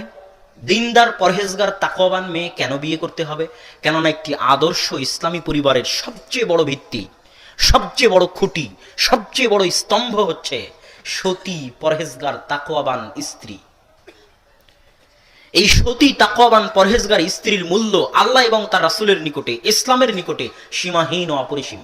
রাসূল সাল্লাল্লাহু আলাইহি ওয়াসাল্লাম বলছেন, ইন্নাদ দুনিয়া কুল্লুহা মাতা, দুনিয়া এবং দুনিয়ার মাঝে যা কিছু আছে সবই সম্পদ। ওয়া খায়রু মাতাইহা আল মারআ সালিহা, আর সবচেয়ে দামি, সবচেয়ে মূল্যবান, সবচেয়ে শ্রেষ্ঠ সম্পদ হচ্ছে একজন সতী পরহেজগার নারী, মহিলা, স্ত্রী। এটা আল্লাহ রাসূল বলে গেছে। কেন এত মূল্য? ওই যে দেখেন, সারা আলাইহা সালাতু ওয়াস সালাম, যিনি ইব্রাহিম আলাইহি সালাতু ওয়াস সালামের প্রথম স্ত্রী, ইব্রাহিম আলাইহি সালাতু ওয়াস সালাম যখন তাকে নিয়ে জালেম বাদশার শহর অতিক্রম করতেছেন, তখন জালেম বাদশা তার সৌন্দর্যে মুগ্ধ হয়ে তাকে ভোগ করার জন্য নিজ দরবারে নিয়ে এসেছে। তখন সারা সালাতে দাঁড়িয়ে গেলেন দোয়া করার জন্য। দোয়া করার জন্য কি করতে হয়? সালাতে দাঁড়াতে হয়। আপনাদের সমাজে একসাথে হাত তুলে দোয়া হয় নাকি? এখনো হয় না? আলহামদুলিল্লাহ, তাহলে বলার প্রয়োজন নাই। দোয়া করার জন্য কোথায় দাঁড়াতে হয়? সালাতে দাঁড়াতে হয়। তিনি সালাতে দাঁড়িয়ে গেলেন। সালাতে দাঁড়িয়ে গিয়ে বলছেন, আল্লাহুম্মা ইন কুনতা তা'লাম, হে আল্লাহ আপনি যদি জেনে থাকেন আমি সারা আমার পর্দা, আমার ইজ্জত, আমার লজ্জা স্থানের হেফাজত করেছি, আমার আমানতের খেয়ানত করিনি, তাহলে আজকে এই কঠিন দিনে আপনি আমার উপর লা তুসাল্লিত আলাইয়াল কাফির, এই কাফের জালেমকে আমার উপর জয় করিয়েন না। মুখ দিয়ে উচ্চারণ করা শেষ হয়নি, জালেম বাদশার হাত পা অবশ হয়ে গেছে। এটা একজন সতী পরহেজগার নারীর গুরুত্ব আল্লাহ সুবহানাহু ওয়া তাআলার নিকটে। জিবরাইল বলতেছে, আল্লাহ রাসূল সাল্লাল্লাহু আলাইহি ওয়াসাল্লাম, আল্লাহ সালাম পাঠিয়েছেন খাদিজা রাদিয়াল্লাহু তাআলা আনহাকে। জিবরাইল বলছে না যে আমি সালাম দিচ্ছি, জিবরাইল বলছে আল্লাহ সালাম পাঠিয়েছেন, আল্লাহ সালাম দিয়েছেন কাকে? খাদিজা রাদিয়াল্লাহু তাআলা আনহাকে। কেননা খাদিজা রাদিয়াল্লাহু তাআলা আনহা আল্লাহর রাসূলের দাওয়াতি জীবনের, আল্লাহর রাসূলের আদর্শ পরিবারের সবচেয়ে বড় সদস্য, সবচেয়ে গুরুত্বপূর্ণ ভূমিকা যিনি পালন করেছেন তিনি হচ্ছেন খাদিজার মতো একজন পরহেজগার, তাকওয়াবান, সতী, আল্লাহ ভীরু, বুদ্ধিমতী নারী রাদিয়াল্লাহু তাআলা আনহা। যেই বছর খাদিজা রাদিয়াল্লাহু তাআলা আনহা মারা যান সেই বছরকে বলা হয় আমুল হুজন, দুঃখের বছর, কষ্টের বছর আল্লাহ রাসূলের জন্য। আল্লাহ রাসূলের জন্য দুঃখ এবং কষ্টের বছর। একই বছরে চাচাও মারা গেছে আবু তালেব, একই বছরে স্ত্রীও মারা গেছে খাদিজা রাদিয়াল্লাহু তাআলা আনহা। সম্মানিত উপস্থিতি, এটা হচ্ছে একজন সতী পরহেজগার নারীর গুরুত্ব। কেননা সেই আপনার পরিবারকে পরিচালনা করবে। এই জন্য সৎ পরহেজগার নারীকে বিবাহ করতে না পারলে পরিবার আদর্শবান করা সম্ভব হবে না। অতএব যুবক যারা বিবাহ করবে তারা অবশ্যই সজাগ থাকিও। সাময়িক আনন্দকে প্রাধান্য দিতে গিয়ে স্থায়ী শান্তিকে পর্যুদস্ত করিও না। সাময়িক আনন্দকে প্রাধান্য দিতে গিয়ে স্থায়ী শান্তিকে নষ্ট করিও না। কেননা তুমি প্রেমের মাধ্যমে যে সম্পর্ক করেছো, ওই সাময়িক আনন্দকে পাওয়ার জন্য তুমি যে বিবাহ বন্ধনে আবদ্ধ হবে, এর মধ্যে আল্লাহর বরকত এবং রহমত থাকবে না। তওবা করে ফিরে আসো এবং একজন পরহেজগার তাকওয়াবান নারী দেখে বিবাহ করো। মৃত্যু পর্যন্ত শান্তিতে বসবাস করবে ইনশাআল্লাহ। শান্তি এবং সুখ দুটো কিন্তু আলাদা জিনিস। শান্তি আর সুখ দুটো কি জিনিস? আলাদা জিনিস। এই যে পাকা বাড়ি, এসি আছে, ফ্যানের বাতাস চলতেছে, ফ্রিজ আছে, এটা হচ্ছে সুখ। এটা কি? সুখ। এসির বাতাস চলতেছে তারপরও ঘুম আসে না, মানে শান্তি নাই। কথা বুঝেননি? এসির বাতাস চলতেছে তারপরও ঘুম আসে না, পোলাও কোরমা দিয়ে ভাত খেয়েছে তাও ঘুম আসে না, ফুল সাজানো আছে, কত কি সাজানো আছে শোকেজে, টাইলস লাগানো আছে তারপরও ঘুম আসে না, মানে কি নাই? শান্তি নাই। শান্তি হচ্ছে অমূল্য জিনিস যা ইসলাম দিতে পারে। কে দিতে পারে? ইসলাম দিতে পারে। সম্মানিত উপস্থিতি, এবার যখন বিবাহের অনুষ্ঠান শুরু হয়ে গেল, চলে আসলো, তখন আমি আগেই বলেছি বিবাহ পৈতৃক সম্পত্তি নয়, আল্লাহ রাসূলের দেখানো পথ অনুযায়ী বিবাহ করতে হবে। বিবাহের নামে যত রসম রেওয়াজ, অপসংস্কৃতি, বেহায়াপনা, বেলিল্লাপনা যা সমাজে আছে, যেটা বিবাহকে কঠিন বানিয়েছে, আনুষ্ঠানিকতা বিবাহকে কি বানিয়েছে? কঠিন। যে সমাজে বিবাহ যত কঠিন ওই সমাজে জেনা তত সহজ। যে সমাজে বিবাহ যত কঠিন ওই সমাজে জেনা তত সহজ। আমাদের সমাজে হিন্দুয়ানি রীতি আছে, স্বামী মারা গেলে স্ত্রী দেখবেন আর একটা বিবাহ করবে না। আমাদের সমাজে আছে না নাই? মুসলমান সমাজে এটা হিন্দুদের নীতি, জেনা করবে কিন্তু আর একটা বিবাহ করবে না। এটা কাদের নীতি? হিন্দুদের নীতি। আরে খাদিজা রাদিয়াল্লাহু তাআলা আনহা থেকে শুরু করে উম্মে সালামা রাদিয়াল্লাহু তাআলা আনহা থেকে শুরু করে তাদের স্বামী মারা গেছিলেন। স্বামী মারা যাওয়ার পর আল্লাহ রাসূল তাদেরকে বিবাহ করেছেন। আল্লাহ রাসূল বিধবাকে বিবাহ করেছেন। আল্লাহ রাসূল তালাক প্রাপ্তকে বিবাহ করেছেন। তাহলে আমাদের সমাজে একবার তালাক হয়ে গেলে, একবার স্বামী মারা গেলে তার আর বিবাহ হবে না। সেটাই যেন সেই মেয়ের সবচেয়ে সম্মান মর্যাদার, যে ছেলে মেয়ে নিয়ে আছে, স্বামী মারা যাওয়ার পর এখন আর বিবাহ করেনি, এটাই যেন সম্মান মর্যাদার। এটা কুসংস্কার, হিন্দুয়ানি কুসংস্কার। যেই সমাজে বিবাহ যত কঠিন ওই সমাজে কি তত সহজ? জেনা তত সহজ। বিবাহকে সহজ করে দিতে হবে। যাবতীয় হিন্দুয়ানি কৃষ্টি কালচার থেকে বিবাহের সাথে যত রসম রেওয়াজ আছে সব হিন্দুদের থেকে এসেছে, সব হিন্দুদের থেকে এসেছে। বিবাহে যত কৃষ্টি কালচার আছে সব এই সমস্ত হিন্দুয়ানি কৃষ্টি কালচার বন্ধ করে বিবাহকে সহজ করতে হবে। আল্লাহ রাসূলের সাহাবী বিবাহ করেছে, আল্লাহ রাসূল জানেই না। আল্লাহ রাসূল বলছে, আব্দুর রহমান তোমার গায়ে হলুদ যে, তো বলে আল্লাহ রাসূল আমি বিবাহ করেছি। আল্লাহ রাসূল জানেই না। আল্লাহ রাসূলের দরবারে একজন মেয়ে এসে বলতে, আল্লাহ রাসূল আমি আপনাকে বিয়ে করতে চাই। আল্লাহ রাসূল রাজি হলেন না। পাশে একজন সাহাবী ছিল, তুমি কি বিবাহ করবে? তো বলে হ্যাঁ করবো। কি আছে তোমার কাছে? খুঁজে খুঁজে দেখা গেল কিছুই নাই। তো আল্লাহ রাসূল সাল্লাল্লাহু আলাইহি ওয়াসাল্লাম কোরআনের বিনিময়ে বিবাহ করিয়ে দিলেন। 1 সেকেন্ডের মধ্যে বিবাহ হয়ে গেল। বিবাহ এত সহজ, বিবাহ এত সহজ। আমরা আজ সমাজে বিবাহকে কঠিন করে দিয়েছি। দ্বিতীয় তৃতীয় বিবাহ সমাজে কঠিন হয়ে গেছে। বিধবা নারীকে বিবাহ করা সমাজে কঠিন, তালাক প্রাপ্ত নারীকে বিবাহ করা সমাজে কঠিন। যে সমাজে বিবাহ যত কঠিন সে সমাজে জেনা তত সহজ। এই জন্য বিবাহের রাস্তাকে সহজ করতে হবে, উন্মুক্ত করতে হবে। বিবাহের রাস্তাকে সহজ করতে হবে, উন্মুক্ত করতে হবে, আসমান থেকে রহমত বর্ষণ হবে ইনশাআল্লাহ। কেননা মানুষের গুনাহের কারণে ওই যে রাসূল সাল্লাল্লাহু আলাইহি ওয়াসাল্লাম বলেছে, কথায় কথায় কথা মনে পড়ে, আপনারা আব্বুর হাদিসেও শুনেছেন যে যখন ইমাম মাহদি আসবে, যখন ঈসা আলাইহিস সালাম আসবে, তখন একটা গাভীর দুধ খাবে একটা গ্রাম, একটা ডালিম খাবে একটা বংশ। এত বড় ডালিম হবে, গাভীর এত দুধ হবে। কেন? ওখানে হাদিসে বলা হয়েছে যে মানুষের পাপের কারণে শস্য ফলমূল কম হয়, মানুষের পাপের প্রভাব পৃথিবীতে পড়ে। তো ওই 7 বছরের ন্যায়পরায়ণ শাসন, যখন মানুষ পাপ গুনাহ করবে না, তখন আল্লাহর রহমত বরকত এত বর্ষণ হবে যে একটা গাভীর দুধ খাবে একটা গ্রাম, একটা ডালিম খাবে একটা বংশ। আজকেও সম্ভব যদি আমরা পাপ বন্ধ করে দিই, আল্লাহ রহমত বরকত বর্ষণ করবেন। এই জন্য বিবাহের রাস্তাকে সহজ করতে হবে, উন্মুক্ত করতে হবে। আর বিবাহকে যাবতীয় হিন্দুয়ানি কৃষ্টি কালচার থেকে মুক্ত রাখতে হবে। বিবাহের দিন মেয়ে উপস্থিত থাকবে, বিবাহের দিন মেয়ের পিতা উপস্থিত থাকবে, যে বিবাহ করবে সে উপস্থিত থাকবে, 2 জন সাক্ষী উপস্থিত থাকবে, যিনি বিবাহ পড়াবেন তিনি উপস্থিত থাকবেন। বিবাহ হয়ে গেল, আর কিছু লাগবে না। আর বিবাহ পড়ানোর পরে অলিমা করে দিবে, শেষ, আর কিছু নাই। আগে পরে লেজ বা সামনে পরে কিছু কোনো অনুষ্ঠান কিছু নাই, এখানেই বিবাহ শেষ। এর মধ্যে আল্লাহ সুবহানাহু ওয়া তাআলা বরকত দিবেন। বিবাহ করে নিয়ে যখন বউকে ঘরে নিয়ে চলে গেলেন, তখন রাসূল সাল্লাল্লাহু আলাইহি ওয়াসাল্লাম বলতেছে যে স্ত্রীর কপালে হাত দিয়ে বলো, আল্লাহুম্মা ইন্নী আসআলুকা খায়রাহা ওয়া খায়রা মা জাবালতা ফিহা ওয়া আউযু বিকা মিন শাররিহা ওয়া শাররি মা জাবালতা ফিহা। হে আল্লাহ, আমার স্ত্রীর মধ্যে আপনি যে কল্যাণ রেখেছেন সেই কল্যাণ চাই, আর যে অকল্যাণ রেখেছেন সেই অকল্যাণ থেকে পরিত্রাণ চাই, বাঁচতে চাই।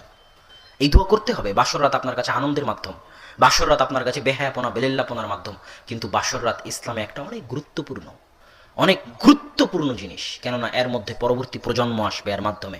এই যে ছোট ছোট বাচ্চারা বসে আছে, এরা 20 বছর পর বাংলাদেশ আবাদ করবে। এরা হচ্ছে আল জিল সালেহ, প্রজন্ম পরবর্তী। এদেরকে যদি সৎ করে গড়ে তোলা না যায়, তাহলে পৃথিবীর পরবর্তী প্রজন্ম সৎ হবে না। এই জন্য একটা সৎ সন্তান কিভাবে মানুষ হবে, একটা আদর্শ পরিবার কিভাবে গড়ে উঠবে, তারা স্টেপ বাই স্টেপ পরিকল্পনা ইসলাম দিয়ে রেখেছে। আমি এবং আপনি পালন করি না। তাই দোয়া পড়া শেষ হয়ে গেলে স্বামী স্ত্রী সালাতে দাঁড়িয়ে যাবে, 2 রাকাত সালাত আদায় করবে, সালাত আদায় করে আল্লাহর নিকটে দোয়া করবে যেন এই দীর্ঘস্থায়ী একটি আদর্শ পরিবার, একটা সৎ প্রজন্ম গড়ে তোলার লক্ষ্য নিয়ে আজকে যে আমরা বিবাহ বন্ধনে আবদ্ধ হলাম, যেন আমরা জাতিকে সৎ প্রজন্ম দিতে পারি এবং এর বিনিময়ে যেন একসাথে জান্নাতে থাকতে পারি। এই যে লম্বা সুদীর্ঘ পরিকল্পনা, দীর্ঘস্থায়ী লক্ষ্য এবং উদ্দেশ্য নিয়ে স্বামী স্ত্রীর যে যাত্রা শুরু হচ্ছে, এই যাত্রার শুরুতে এই 2 রাকাত সালাত, এই দোয়া অনেক বড় ভূমিকা রাখবে। তারপরে যখন আপনি আপনার স্ত্রীর সাথে সহবাসে যাবেন, মিলনে যাবেন, তখনও আল্লাহ এবং আল্লাহ রাসূল দোয়া শিখিয়ে দিয়েছে। কেননা ওটা আপনার নিকটে আনন্দের মাধ্যম হলেও ওখান থেকে আল্লাহ সন্তান দিবেন। এটা আল্লাহর পৃথিবী পরিচালনায় আল্লাহর নীতি, সুন্নাতুল্লাহ ফি তাদবীরিল আরজ। পৃথিবী পরিচালনায় আল্লাহর কিছু নীতি আছে, যে নীতিগুলোর আল্লাহ লঙ্ঘন করেন না। এই নীতিটা আপনি কিভাবে বুঝবেন? 1500 বছরের ইতিহাস পড়েন, তাহলে বুঝবেন যে আল্লাহ পৃথিবী কিভাবে পরিচালনা করে। কথা মনে বুঝাতে পারিনি। যেমন ইয়াকুব আলাইহিস সালাতু ওয়াস সালামের ছেলে ইউসুফ যখন হারিয়ে গেল, ইউসুফ আলাইহিস সালাম কুয়ায় চলে গেলেন, কুয়া থেকে উদ্ধার হয়ে বাদশার ঘরে গেলেন, বাদশার ঘর থেকে অপবাদ মাথায় নিয়ে জেলে চলে গেলেন, জেল থেকে অপবাদ মুক্ত হয়ে মন্ত্রী হলেন, মন্ত্রী হওয়ার পরে পিতার কাছে ফিরে আসলেন। এই দীর্ঘ সময় পিতা জানে না যে ছেলে বেঁচে আছে না মারা গেছে। কথা বুঝতে পারেননি? পিতা কেঁদে কেঁদে চোখ অন্ধ হয়ে গেছে, পিতা জানেন না। কিন্তু তারপরও পিতা কি করেছেন? ধৈর্য ধারণ করেছেন। তাও কমসে কম 25 থেকে 30 বছর পিতা ধৈর্য ধারণ করেছেন। তাহলে 25-30 বছর ধৈর্য ধারণ এবং দোয়ার বিনিময়ে আল্লাহ নবীকে তার সন্তান ফিরিয়ে দিলেন। এটা হচ্ছে পৃথিবী পরিচালনায় কার নীতি? আল্লাহর নীতি। আপনিও ধৈর্য ধারণ করেন। এত অধৈর্য কেন হচ্ছে? বিপদ আপদ আসতেছে, ধৈর্য ধারণ করেন, দেখবেন পৃথিবী পরিচালনায় আল্লাহর নীতির প্রতিফলন আপনিও পাবেন। ধৈর্যের শেষে আপনি সুফল পাবেন। ধৈর্য এত সহজ জিনিস নয়, ধৈর্য কঠিন জিনিস। ধৈর্য 3 প্রকার: আস-সাবরু আলাল মাআসি, আস-সাবরু আলাল আমাল সালেহ, আস-সাবরু আলাল মাআসি। ধৈর্য 3 প্রকার। 1, সৎ আমলের উপর ধৈর্য। সৎ আমলের উপর ধৈর্য মানে আব্দুর রাজ্জাক বিন ইউসুফ বক্তব্যে বলে গেল যে সকালে কোরআন পড়বেন, মন ভালো আছে, পরের দিন কোরআন পড়তে পেরেছেন, কিন্তু তারপরের দিন আর পাননি। 2 দিন পেরেছেন, 3 দিনের দিন পাননি। 4 দিন পেরেছেন, 5 দিনের দিন ছুটে গেছে। সোমবার বৃহস্পতিবারের সিয়াম রাখেন, 1 সপ্তাহ রেখেছেন, পরের সপ্তাহে পারেননি। কেন? সৎ আমলের উপর আপনার ধৈর্য নাই। এটা হচ্ছে সৎ আমলের উপর ধৈর্য, অল্প হলেও প্রত্যেক দিন করা, তার নাম হচ্ছে সৎ আমলের উপর ধৈর্য। অসৎ আমলের উপর ধৈর্য, আব্দুর রাজ্জাক সাহেব বক্তব্যে বলে গেল যেন উলঙ্গ নারী গান বাজনা যেন না শুনি। 5 দিন বন্ধ থাকলো, 6 দিনের দিন আবার গান শুনেছেন। 1 সপ্তাহ বন্ধ থাকলো, 8ম দিনের দিন আবার শুনেছেন। মানে অসৎ আমল থেকে বিরত থাকার ক্ষেত্রে আপনার মধ্যে ধৈর্য নাই। এটা হচ্ছে অসৎ আমল থেকে বিরত থাকার ক্ষেত্রে ধৈর্য। আর এটা হচ্ছে বিপদ আপদ আসলে ধৈর্য ধারণ করা, সন্তুষ্ট হয়ে যাওয়া আল্লাহ যেটা ভাগ্যে রেখেছেন সেটার উপর। এটা হচ্ছে বিপদ আপদ আসলে ধৈর্য ধারণ করা। সম্মানিত উপস্থিতি, আমরা আলোচনা করছিলাম যে যখন আপনি বাসর ঘরে স্ত্রীর সাথে মিলনে যাবেন, তখনও ইসলাম দোয়া শিখিয়ে দিয়েছে। কি সেই দোয়া? বিসমিল্লাহ আল্লাহুম্মা জান্নিবনা শাইতান ওয়া জান্নিবিশ শাইতানা মা রাযাকতানা। হে আল্লাহ, আজকে আমাদের এই মিলন থেকে আপনি শয়তানকে দূরে রাখেন এবং এর মাধ্যমে আপনি যে সন্তান রিজিক হিসেবে দিবেন সেই সন্তানকেও শয়তানের সংস্পর্শ থেকে দূরে রাখিয়েন। কত বড়, কত মহৎ দোয়া। প্রত্যেক স্টেপ ইসলাম বলে দিয়েছে যে কিভাবে আপনি আদর্শ পরিবার গড়ে তুলবেন। যদি এগুলো একটাও আপনি না করেন তাহলে কিভাবে আদর্শ পরিবার হবে, কিভাবে সৎ সন্তান হবে, কিভাবে সন্তানকে আপনি ভালো করার আশা করতে পারেন? সম্ভব নয়। এগুলো স্টেপ বাই স্টেপ অনুসরণ করতে হবে। আল্লাহ আমাদের তৌফিক দিক, আল্লাহুম্মা আমিন। এবার যখন সন্তান মায়ের পেটে আসলো, 9 মাস 10 দিন এই সন্তান, 9 মাস 10 দিন মায়ের ঋতু বন্ধ থাকে, হাইজ বন্ধ থাকে। কেন? এই 9 মাস 10 দিন মায়ের রক্ত সন্তান খায়। সন্তান বেড়ে ওঠে, তার শরীর বেড়ে ওঠে মায়ের রক্ত থেকে, যেটা নাভির মাধ্যমে সন্তান গ্রহণ করে থাকে। এটা আল্লাহর সিস্টেম, আল্লাহ করে দিয়েছে এইভাবে। তো এই 9 মাস 10 দিন মা যা কিছু করবে তার প্রভাব ওই সন্তানের উপর পড়বেই পড়বে। এই 9 মাস 10 দিন যদি মা কোরআন তেলাওয়াত না করে, সালাত আদায় না করে, ঝগড়াঝাটিতে ব্যস্ত থাকে, পরকীয়ায় ব্যস্ত থাকে, টিভি সিরিয়াল দেখায় ব্যস্ত থাকে, জেনায় ব্যস্ত থাকে, তাহলে প্রত্যেক কুকর্মের প্রভাব ওই নিষ্পাপ সন্তানের উপর পড়বে। শুধু তাই নয়, 2.5 বছর বয়স পর্যন্ত সন্তান মায়ের দুধ খেতে থাকবে। ওই 2.5 বছর বয়স পর্যন্ত মা যা কিছু করবে তার একদম ডাইরেক্ট প্রভাব, সরাসরি প্রভাব সন্তানের উপর পড়বে, নিষ্পাপ সন্তানের উপর। তাহলে এই সন্তানকে ভালো রাখার দায়িত্ব কার? মায়ের। এই দায়িত্ব মাকে বুঝতে হবে। কে বলেছে মা বেকার? কে বলেছে আমার স্ত্রী, আমার মেয়ে বাড়িতে বেকার বসে আছে? অসম্ভব। আপনার স্ত্রী হাউস ওয়াইফ এই নামটাও ঠিক নয়, হাউস মেকার। আদর্শ পরিবারের কারিগর হচ্ছে আপনার স্ত্রী। ওর কাজ ওই টিভি সিরিয়ালের সামনে বসে থেকে টিভি সিরিয়াল দেখা নয়। এটা একজন স্ত্রী এবং মা বোনের কাজ নয় যে সারাদিন টিভির সামনে বসে থেকে হিন্দি ইন্ডিয়ান সিরিয়াল দেখবে আর সমাজকে নষ্ট করবে, আর পরকীয়ার জন্ম হবে সমাজে এই সিরিয়ালগুলো থেকে। এটা মা এবং বোনের কাজ নয়। তার কাজ বাইরে গার্মেন্টসে গিয়ে চাকরি করা, এটাও তার কাজ নয়। এগুলো অপশনাল, এগুলো করতে পারে, শর্ত সাপেক্ষে করতে পারে। আর যেটা করা জরুরি, করতে বাধ্য, করতে হবেই, না করলে কিয়ামতের মাঠে আল্লাহর দরবারে জবাব দিতেই হবে। প্রত্যেক মাকে আল্লাহর দরবারে জবাব দিতে হবে, প্রত্যেক বোনকে আল্লাহর দরবারে জবাব দিতে হবে। সেটা কি? আল্লাহ সুবহানাহু ওয়া তাআলা তাকে একটি দায়িত্ব দিয়েছেন, একটি চাকরি দিয়েছেন, অনেক গুরু, অনেক মহান, অনেক ভারী দায়িত্ব। সেটা হচ্ছে তার সন্তানকে, ছোট্ট সন্তানকে আদর্শ সন্তান রূপে গড়ে তোলা। এই দায়িত্ব আল্লাহ দিয়েছেন। এটা কঠিন। পারমাণবিক বম তৈরি করা এত কঠিন নয়, এই দায়িত্ব পালন করা যত কঠিন। তাহলে 9 মাস 10 দিন থেকে শুরু করে 2.5 বছর বয়স পর্যন্ত মাকে অনেক সজাগ এবং সচেতন থাকতে হবে। মা যদি নেক কাজ করে, ওই যে ইহুদি খ্রিস্টানদের কথা আমার মাঝে মধ্যে মনে পড়ে। আমি একটা লেখা পড়েছিলাম, প্রবন্ধ, একটা গবেষণা, যে ইহুদিরা এত বুদ্ধিমান কেন হয়। ইহুদিরা কিন্তু পৃথিবীতে সবচেয়ে বুদ্ধিমান জাতি। অল্প সংখ্যায় কেউ ইহুদি ধর্ম গ্রহণ করতে পারবে না বাই বর্ন, জন্মগত ইহুদি না হলে। ইহুদিরা অনেক বুদ্ধিমান হয়। কেন? ইহুদি মায়েরা গর্ভবতী অবস্থায় তারা মাছের তেল, অঙ্ক করা মাছের তেল, এই দুটো জিনিসকে তারা খুব ব্যবহার করে। প্রচুর অঙ্ক করে, কেননা অঙ্ক করলে মেধা শক্তি মজবুত হয়, এবং মাছের তেল খায়, কেননা মাছের তেল মেধা শক্তিকে মজবুত করে। তাহলে দেখেন, তারা জানে যে গর্ভাবস্থায় এবং 2.5 বছর অবস্থায় মা যা করবে তার প্রভাব কার উপর পড়বে? সন্তানের উপর পড়বে। এটা তারা জানে, এই জন্য তারা এইভাবে প্ল্যান মাফিক আগায়। আর আমাদের মা এবং বোনেরা কিন্তু এটা জানে না, তাদেরকে জানতে হবে। সে যদি এই 9 মাস 10 দিন 2.5 বছর বয়স পর্যন্ত কোরআন তেলাওয়াত করে, 5 ওয়াক্ত সালাত আদায় করে, তাহলে কোরআন তেলাওয়াত, এই সালাত, এই সিয়াম, এই যাকাত, এই ইবাদত, এই দোয়া, এই তাসবিহ, তাহলিল, সব কিছুর প্রভাব ওই নিষ্পাপ সন্তানের উপর পড়বে এবং গর্ভে থাকা অবস্থাতেই সে সৎ সন্তান হওয়ার একটা সংস্পর্শ পেয়ে যাবে। সম্মানিত উপস্থিতি, এবার যখন সন্তান দুনিয়াতে আসলো তখন রাসূল সাল্লাল্লাহু আলাইহি ওয়াসাল্লাম বলতেছেন, আযানা রাসূলুল্লাহ সাল্লাল্লাহু আলাইহি ওয়াসাল্লাম ফি উযুনিল হাসান হিনা ওয়ালাদাতহু ফাতিমা।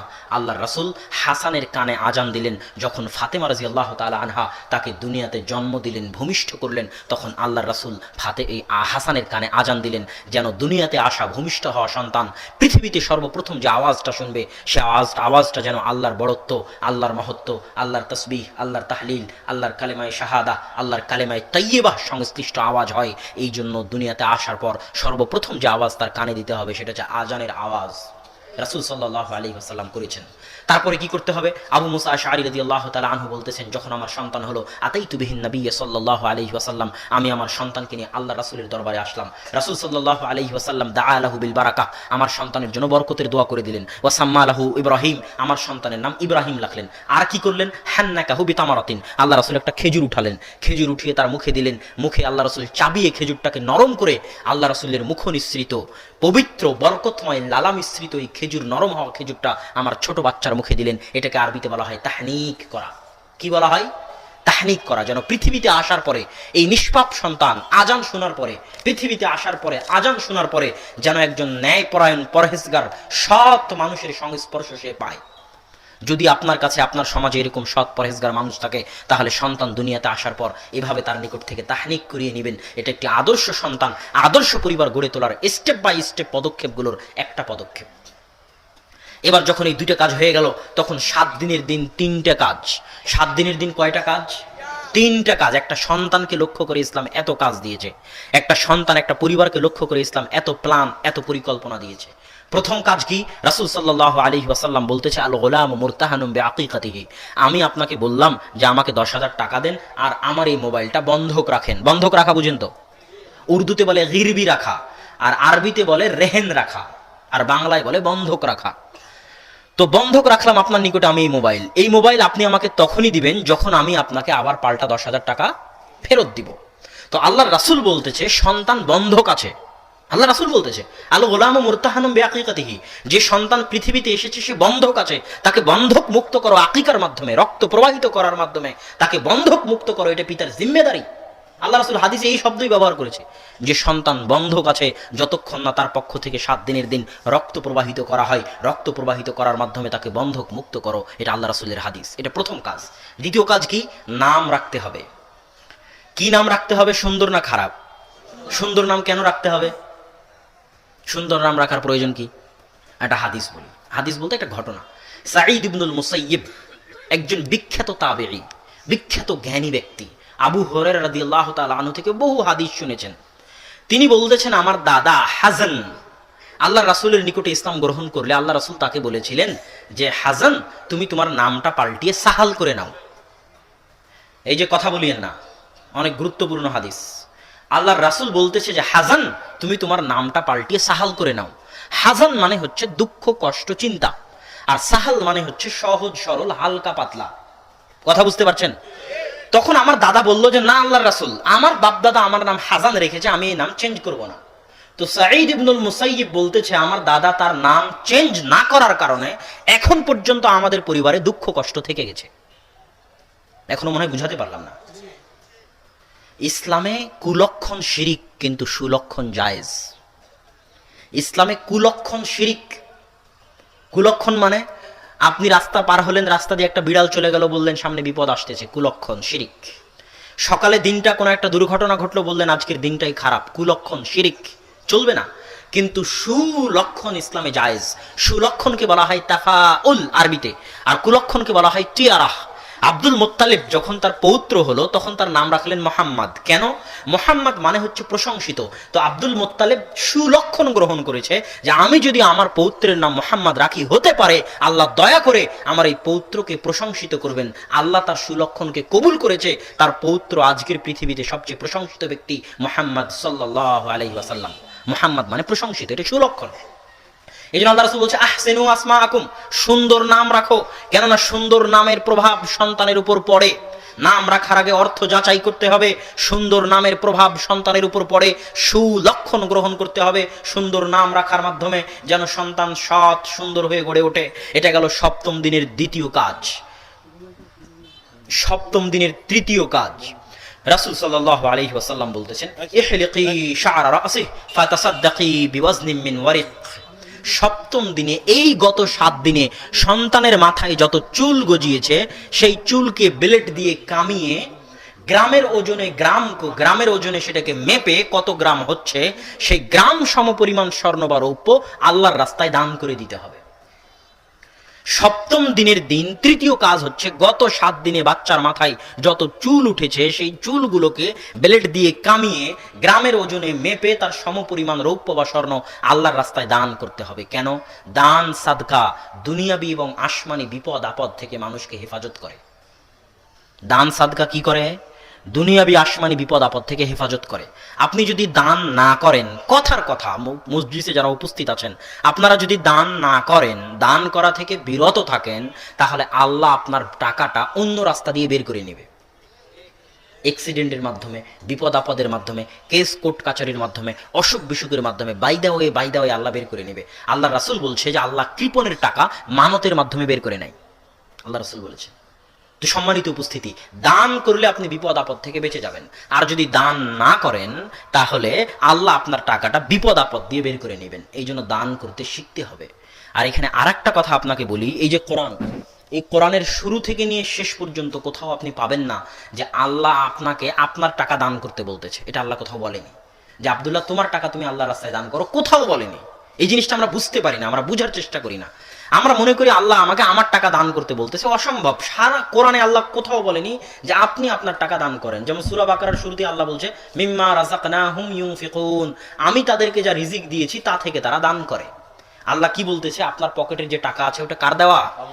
আল্লাহর দেওয়া। আল্লাহ আপনার টাকা দান করতে বলেনি। আল্লাহ বলছে তোমার মানিব্যাগে যদি একটা টাকাও থাকে ওই টাকা আমি দিয়েছি, আমার টাকা আমার রাস্তায় দান করো। আপনার টাকা আল্লাহ দান করতে বলেনি। আপনি যে টাকার মালিক এটা আল্লাহ মানতেই নারাজ। টাকার মালিক আল্লাহ। আর আল্লাহর টাকা আল্লাহর রাস্তায় দিলে আল্লাহর কোনো উপকার হবে নাকি? ওই যে ইহুদিরা বলেছিল যে আল্লাহ দান চায়, আল্লাহ মনে হয় ফকির, নাউজুবিল্লাহ। তাদের কথা আল্লাহ কোরআনে বলেছে যে ইহুদিরা বলে আল্লাহ ফকির, আল্লাহ দান চায়, নাউজুবিল্লাহ।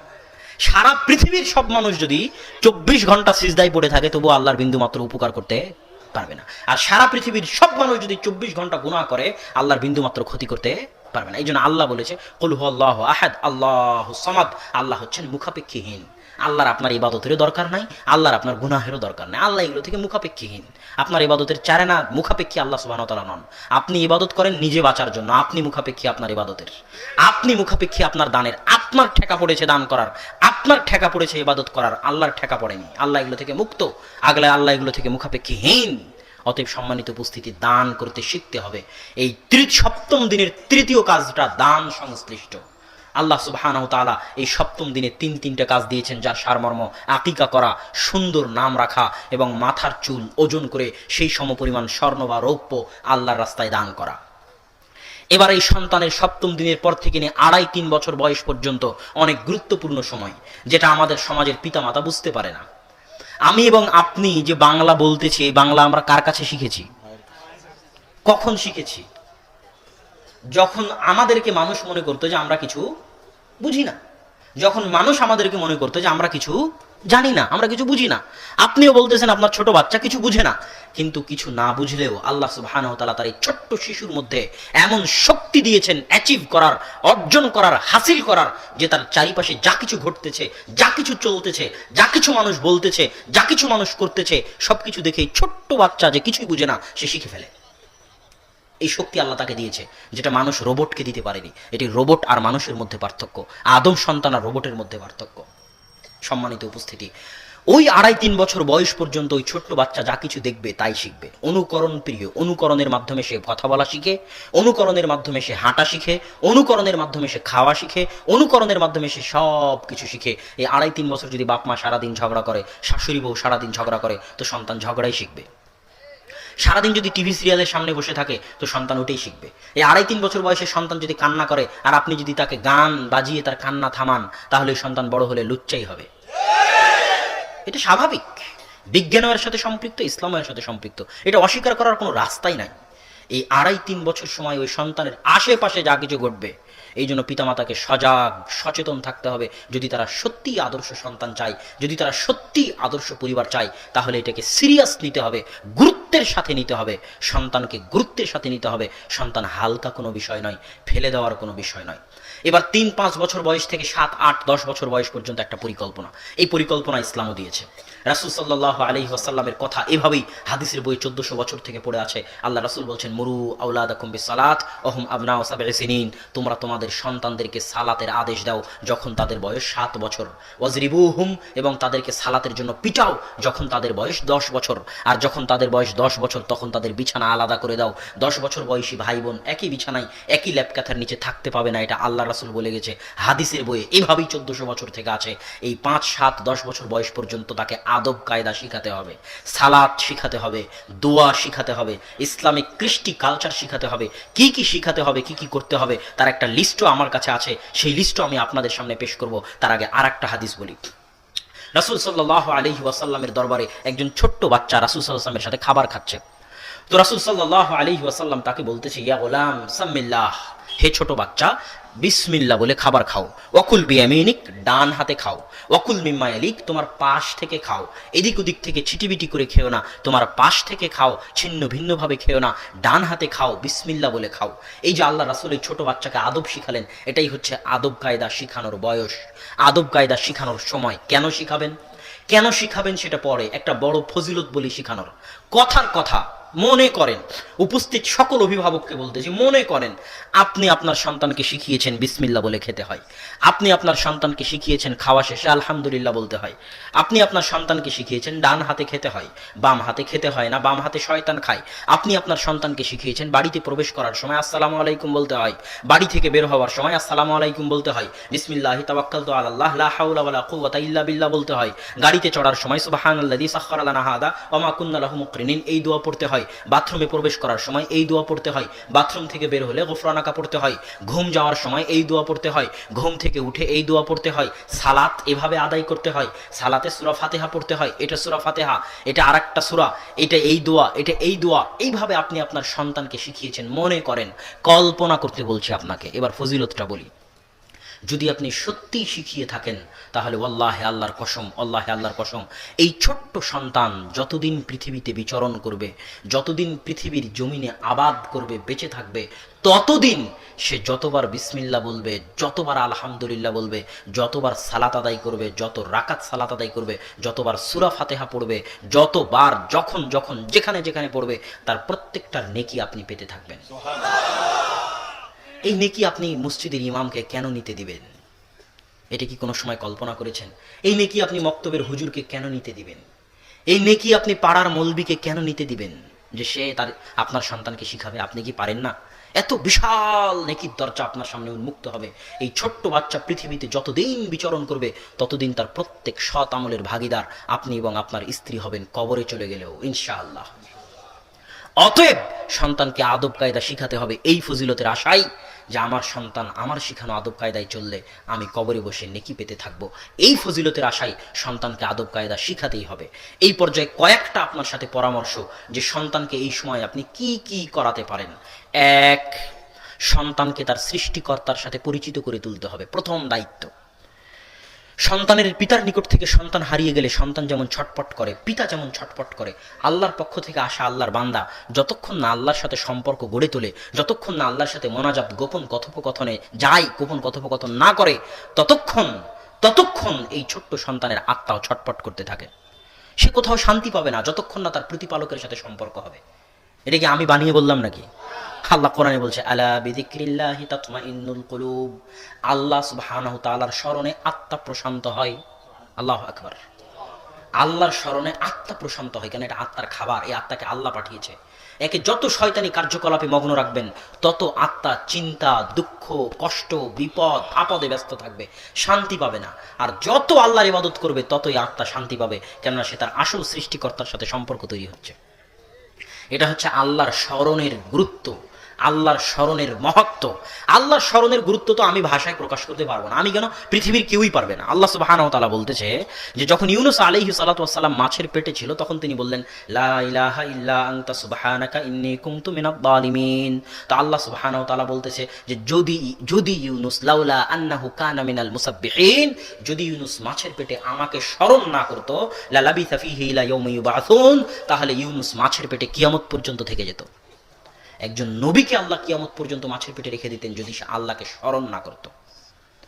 আমাদেরকে পৃথিবীতে পাঠানোই হয়েছে আল্লাহ স্মরণ করার জন্য। আমাদের সবার কাজ সকাল সন্ধ্যা 24 ঘন্টা জন্ম থেকে মৃত্যু পর্যন্ত আল্লাহর ইবাদত করা, আল্লাহর স্মরণ করা, আল্লাহর জিকির আজগার করা, এটাই আমাদের কাজ। আল্লাহ এটাই বলেছে, ওয়া মা খালাকতুল জিন্না ওয়াল ইনসা ইল্লা লিয়াবুদুন, আমি মানুষ এবং জিনকে সৃষ্টি করেছি শুধু আমার ইবাদতের জন্য।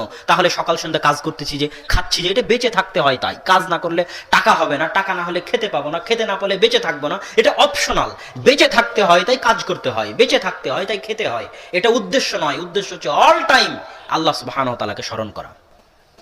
কিন্তু আল্লাহ জানে যে আমি আপনি 24 ঘন্টা আল্লাহকে স্মরণ করতে পারবো না, আমরা অক্ষম। ইবলিস আমাদের পিছনে লেগে আছে, শয়তান আমাদের পিছনে লেগে আছে আমাদেরকে আল্লাহর জিকির থেকে দূরে সরানোর জন্য, এটা আল্লাহ জানে। এই জন্য আল্লাহ কি বলতেছে, আকিমিস সালাতা লিযিকরি, আমি জানি তোমরা 24 ঘন্টা রাত দিন সকাল থেকে সন্ধ্যা পর্যন্ত আমার ফেরেশতা মণ্ডলীর মতো আমাকে স্মরণ করতে পারবে না। তবে জেনে রাখো বান্দা, যদি না পারো কমসে কম অন্তত পক্ষে যে কোনো মূল্যে আমি আল্লাহ তোমার সৃষ্টিকর্তা আমাকে দিনে রাতে 24 ঘন্টায় অন্তত পক্ষে কমসে কম যে কোনো মূল্যে 5 বার স্মরণ করিও। আকিমিস সালাতা লিযিকরি, তোমরা সালাত আদায় করো আমাকে স্মরণ করার জন্য। এই জন্য কমসে কম যে কোনো মূল্যে কতবার আল্লাহকে স্মরণ করতে হবে? 5 বার। 5 বার আল্লাহর দরবারে হাজিরা দিতে হবে। সম্মানিত উপস্থিতি, আমরা বলছিলাম এই সন্তানের সম্পর্ক গড়ে তুলতে হবে। 1 নাম্বার কাজ হচ্ছে তার সৃষ্টিকর্তা আল্লাহর সাথে, এই ছেলে কথা বলো না, চুপ থাকো, তার সৃষ্টিকর্তা আল্লাহর সাথে সম্পর্ক গড়ে তুলতে হবে। দ্বিতীয় কাজ কি? এই সন্তানের সম্পর্ক তৈরি করে দিতে হবে মসজিদের সাথে। কিসের সাথে? মসজিদের সাথে। ইসলামী সমাজে আদর্শ পরিবারে মসজিদের গুরুত্ব সীমাহীন ও অপরিসীম। আপনাদের মনে আছে কিনা জানি না, বক্তব্যের শুরুতে বলেছিলাম জামাতবদ্ধ জীবনযাপনের দ্বিতীয় অর্থ আসবে, বলেছিলাম না? সেই দ্বিতীয় অর্থ এখন আসতেছে। আল্লাহ সুবহানাহু ওয়া তাআলা ইব্রাহিম আলাইহিস সালাতু ওয়াস সালামকে বলতেছেন, ইব্রাহিম আলাইহিস সালাম কে জানেন? আবুল আম্বিয়া, নবীদের পিতা। ইব্রাহিম আলাইহিস সালামের পর থেকে নিয়ে মুহাম্মদ সাল্লাল্লাহু আলাইহি ওয়াসাল্লাম পর্যন্ত এমন কোন নবী আসেননি যেই নবীর পিতা ইব্রাহিম আলাইহিস সালাম নন। এত মহান ব্যক্তি ইব্রাহিম আলাইহিস সালাতু ওয়াস সালাম, তাকে আল্লাহ বলতেছে ওয়া তাহির বাইতিয়া লিত-তাইফিন, ইব্রাহিম তোমরা বাপ বেটা মিলে কাবা ঘর ঝাড়ু দাও। মানুষ কাবা ঘরে সালাত আদায় করতে এসে মানুষের পা থেকে যে ময়লা ঝরে পড়ে, সেই ময়লা ইব্রাহিম তুমি পরিষ্কার করো, তুমি আর তোমার ছেলে পরিষ্কার করো। মানুষ কাবা ঘরে তাওয়াফ করতে এসে তাদের নাক থেকে যে ময়লা ঝরে পড়ে, এই নাকের ময়লা ইব্রাহিম তুমি পরিষ্কার করো, ইব্রাহিম তোমার ছেলে পরিষ্কার করুক। এটা আল্লাহর নির্দেশ। তো মসজিদ পরিষ্কার করা, মসজিদ সাফ করা, মসজিদের মাদুর ধোয়া, মানুষের নাকের ময়লা পরিষ্কার করা, মানুষের পায়ের ময়লা মসজিদ থেকে পরিষ্কার করা কাদের কাজ? নবীদের কাজ। কাদের কাজ? ইব্রাহিম আলাইহিস সালাতু ওয়াস সালামের কাজ। ঈসা আলাইহিস সালাতু ওয়াস সালামের মা, পৃথিবীর সর্বশ্রেষ্ঠ নারীদের একজন মারিয়াম আলাইহাস সালাতু ওয়াস সালাম, তিনি কি করতেন জানেন? তিনি বাইতুল মাকদেসের খাদেমা ছিলেন। বাইতুল মাকদেস এই মসজিদকে মানুষের ময়লা থেকে পরিষ্কার করা, বাইতুল মাকদেসের মেঝে মুছা, বাইতুল মাকদেসের মেঝে ঝাড়ু দেওয়া, মানুষের নাকের ময়লা যা মসজিদে পড়ে থাকে সেটা সাফ করা, মানুষের পায়ের ময়লা যেটা মসজিদে পড়ে থাকে সেটা সাফ করা ঈসার মায়ের কাজ, শ্রেষ্ঠ নারীদের একজন মারিয়ামের কাজ আলাইহাস সালাতু ওয়াস সালাম। এটা হচ্ছে একটা পরিবারে মসজিদের গুরুত্ব। যদি সৎ আদর্শ পরিবার গড়তে চান তাহলে বাপ বেটা মিলে মসজিদের খেদমত করতে হবে। মসজিদে লাইট আছে কিনা দেখতে হবে, মসজিদের মাদুর পরিষ্কার কিনা খেয়াল করতে হবে, মসজিদ পরিষ্কার আছে কিনা সাফ করতে হবে, বাপ বেটা মিলে মসজিদ মুছতে হবে, মসজিদ ঝাড়ু দিতে হবে, যদি আদর্শ পরিবার গড়তে চান ইব্রাহিম আলাইহিস সালাতু ওয়াস সালামের মতো। মসজিদ ছাড়া আদর্শ পরিবার অসম্ভব। নাকি কথা আপনাদের কাছে স্পষ্ট নাকি অস্পষ্ট? মসজিদের সাথে সম্পর্ক ছাড়া কোনো মতেই কোনোভাবেই আদর্শ পরিবার গড়ে উঠতে পারে না, পারে না, পারে না। আপনার সন্তান বিপিএল এর টিকিট জুয়া কোথায় হয় সেটার জায়গা ঠিকই চিনে, আপনার সন্তান কোথায় সিনেমার হলের টিকিট পাওয়া যাবে এটা ঠিকই চিনে, কোন দোকানে গেলে গান আর ছবি ডাউনলোড করে পাওয়া যাবে সেটা ঠিকই চিনে, কিন্তু মসজিদের রাস্তা এখনো চিনে না। মসজিদে কয়টার সময় আজান হয় সেই সময়ও জানে না, কয়টার সময় জামাত হয় সেই সময়ও জানে না, আর টিভিতে কয়টার সময় অনুষ্ঠান হবে সেটা ঠিকই জানে। তাহলে এটা কি আদর্শ পরিবার, আদর্শ সন্তান? অসম্ভব। মসজিদের সাথে ওতপ্রোত সম্পর্ক ছাড়া কোনো মতেই কোনোভাবেই আদর্শ পরিবার গড়ে তোলা সম্ভব নয়। মসজিদের গুরুত্ব ইসলামে এত বেশি, মসজিদের গুরুত্ব ইসলামে এত বেশি, মসজিদের গুরুত্ব ইসলামে এত বেশি যে গুরুত্ব বুঝাতে গিয়ে আমি একটা উদাহরণ দিয়ে থাকি। এই উদাহরণটা দিলে একটু আপনাদের কাছে ক্লিয়ার হতে পারে। সেটা হচ্ছে যে আপনাদের এই এলাকায় আওয়ামী লীগ বিএনপি সংগঠন আছে না নাই? আছে। তো তার নেতা আছে না নাই? নেতা আছে। তো ইসলামও একটা সংগঠন। ইসলামও কি? একটা সংগঠন।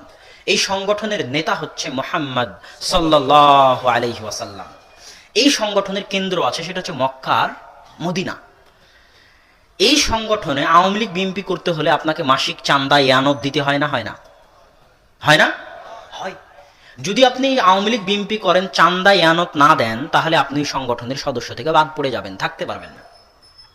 ইসলাম নামক এই সংগঠনের সদস্য থাকতে হলে আপনাকে চান্দা দিতে হবে বাৎসরিক। বছরে একবার যদি নিসাব পরিমাণ সম্পদের মালিক হয়ে থাকেন তাহলে আপনাকে বছরে একবার যাকাত দিতেই হবে। যদি আপনি চান্দা না দেন তাহলে ইসলাম নামক সংগঠনের সদস্য থেকে আপনি বাদ পড়ে যাবেন, থাকবেন না। আওয়ামী লীগ বিএনপির যেমন প্রশিক্ষণ কর্মশালা আছে, তেমন ইসলাম নামক এই সংগঠনের প্রশিক্ষণ কর্মশালা আছে, মাসব্যাপী সংযমের প্রশিক্ষণ, ত্যাগের প্রশিক্ষণ, অন্যায় অনাচার গুনাহ থেকে বেঁচে থাকার প্রশিক্ষণ, লোভ লালসা থেকে বেঁচে থাকার প্রশিক্ষণ, ইবাদত পরহেজগারিতার প্রশিক্ষণ। রমাজান মাসের মাসব্যাপী এই প্রশিক্ষণে যদি আপনি অংশগ্রহণ না করেন, তাহলে ইসলাম নামক সংগঠনের সদস্য থেকে আপনি বাদ পড়ে যাবেন। যেমন আওয়ামী লীগ বিএনপির কেন্দ্রীয় সম্মেলন হয়, আজকে তাবলিগ জামাতের কেন্দ্রীয় সম্মেলন হচ্ছে টঙ্গীতে, হচ্ছে না? তেমন ইসলামের কেন্দ্রীয় সম্মেলন আছে। যদি আপনার সামর্থ্য থাকে, শক্তি থাকে, তাহলে জীবনে একবার হলেও সেই সম্মেলনে আপনাকে হাজিরা দিতেই হবে, সেটা হচ্ছে হজ। এগুলো সব চলে গেল। ইসলাম নামক সংগঠনে চাঁদা দিলেন বছরে একবার, ইসলাম নামক সংগঠনের প্রশিক্ষণে অংশগ্রহণ করলেন বছরে 1 মাস, ইসলাম নামক সংগঠনের কেন্দ্রীয় সম্মেলনে হাজিরা দিলেন জীবনে একবার যদি সামর্থ্য থাকে। এবার ইসলাম নামক সংগঠনের শাখা আছে, শাখা কেন্দ্র। আওয়ামী লীগের শাখা অফিস আছে না? ঠিক ইসলাম নামক সংগঠনের শাখা অফিস আছে, সেটা হচ্ছে সারা পৃথিবীতে ছড়িয়ে থাকা মসজিদগুলো ইসলাম নামক এই সংগঠনের শাখা অফিস। যদি আপনি ইসলাম নামক এই সংগঠনের সদস্য থাকতে চান, তাহলে দিনে 5 বার এই শাখা অফিসে হাজিরা দিতে হবে। যদি হাজিরা না দিতে পারেন, তাহলে ইসলাম নামক সংগঠন থেকে আপনি কি হয়ে যাবেন? বাদ হয়ে যাবেন। তাহলে আপনি জামাত থেকে বের হয়ে গেলেন। কি থেকে বের হয়ে গেলেন? জামাত থেকে বের হয়ে গেলেন। এটা হলো জামাতবদ্ধ জীবনযাপনের দ্বিতীয় অর্থ। সারা পৃথিবীতে ছড়িয়ে ছিটিয়ে থাকা মসজিদের সাথে সম্পৃক্ত সমাজ ভিত্তিক ইসলাম যে নিয়ম করে দিয়েছে, নিজাম করে দিয়েছে। কি করে দিয়েছে? আরে আজ না হয় গণতন্ত্র আমেরিকা থেকে আমদানি হয়ে এসেছে, তাই চোর চাট্টা চামার মেচর মথি অশিক্ষিত জাহেল মূর্খ তাদের ভোটে তাদের মতোই আর এক জাহেল চেয়ারম্যান মেম্বার মন্ত্রী এমপি হয়ে যাচ্ছে। কিন্তু ইসলাম যদি আবার আসে, তাহলে এই সমস্ত চেয়ারম্যান মেম্বার এমপি মন্ত্রী এদের কোনো ভ্যালু নাই। যাবতীয় বিচার সালিশ, বিবাহ শাদী, কোর্ট কাচারি, এভরিথিং হচ্ছে ইসলামের শাখা অফিস মসজিদ থেকে পরিচালিত হবে। ইমামকে ওই কমিটি ধমক দাও তো দূরের কথা, ইমামের কথায় সমাজ চলবে। তবে ইমাম হবে যোগ্য, ইমাম হবে ন্যায়পরায়ণ, ইমাম হবে শিক্ষিত, ইমাম হবে আলেম। ইমাম, ওই মসজিদের ইমামের অধীনে ওই সমাজ পরিচালিত হবে এবং ওই সমাজের বিচার সালিশ, আচার ফায়সালা, কোর্ট কাচারি, বিবাহ শাদী, এভরিথিং এই মসজিদের সাথে সম্পৃক্ত হবে। যারা এই মসজিদের সাথে সম্পৃক্ত থাকবে না, তারা খারিজ আনিল জামাআহ, তারা জামাত থেকে বের হয়ে যাবে। সরকার ইসলামী খলিফা চাইলে তাদেরকে হত্যা করতে পারে। সম্মানিত উপস্থিতি, এটা হচ্ছে মসজিদের গুরুত্ব ইসলামে।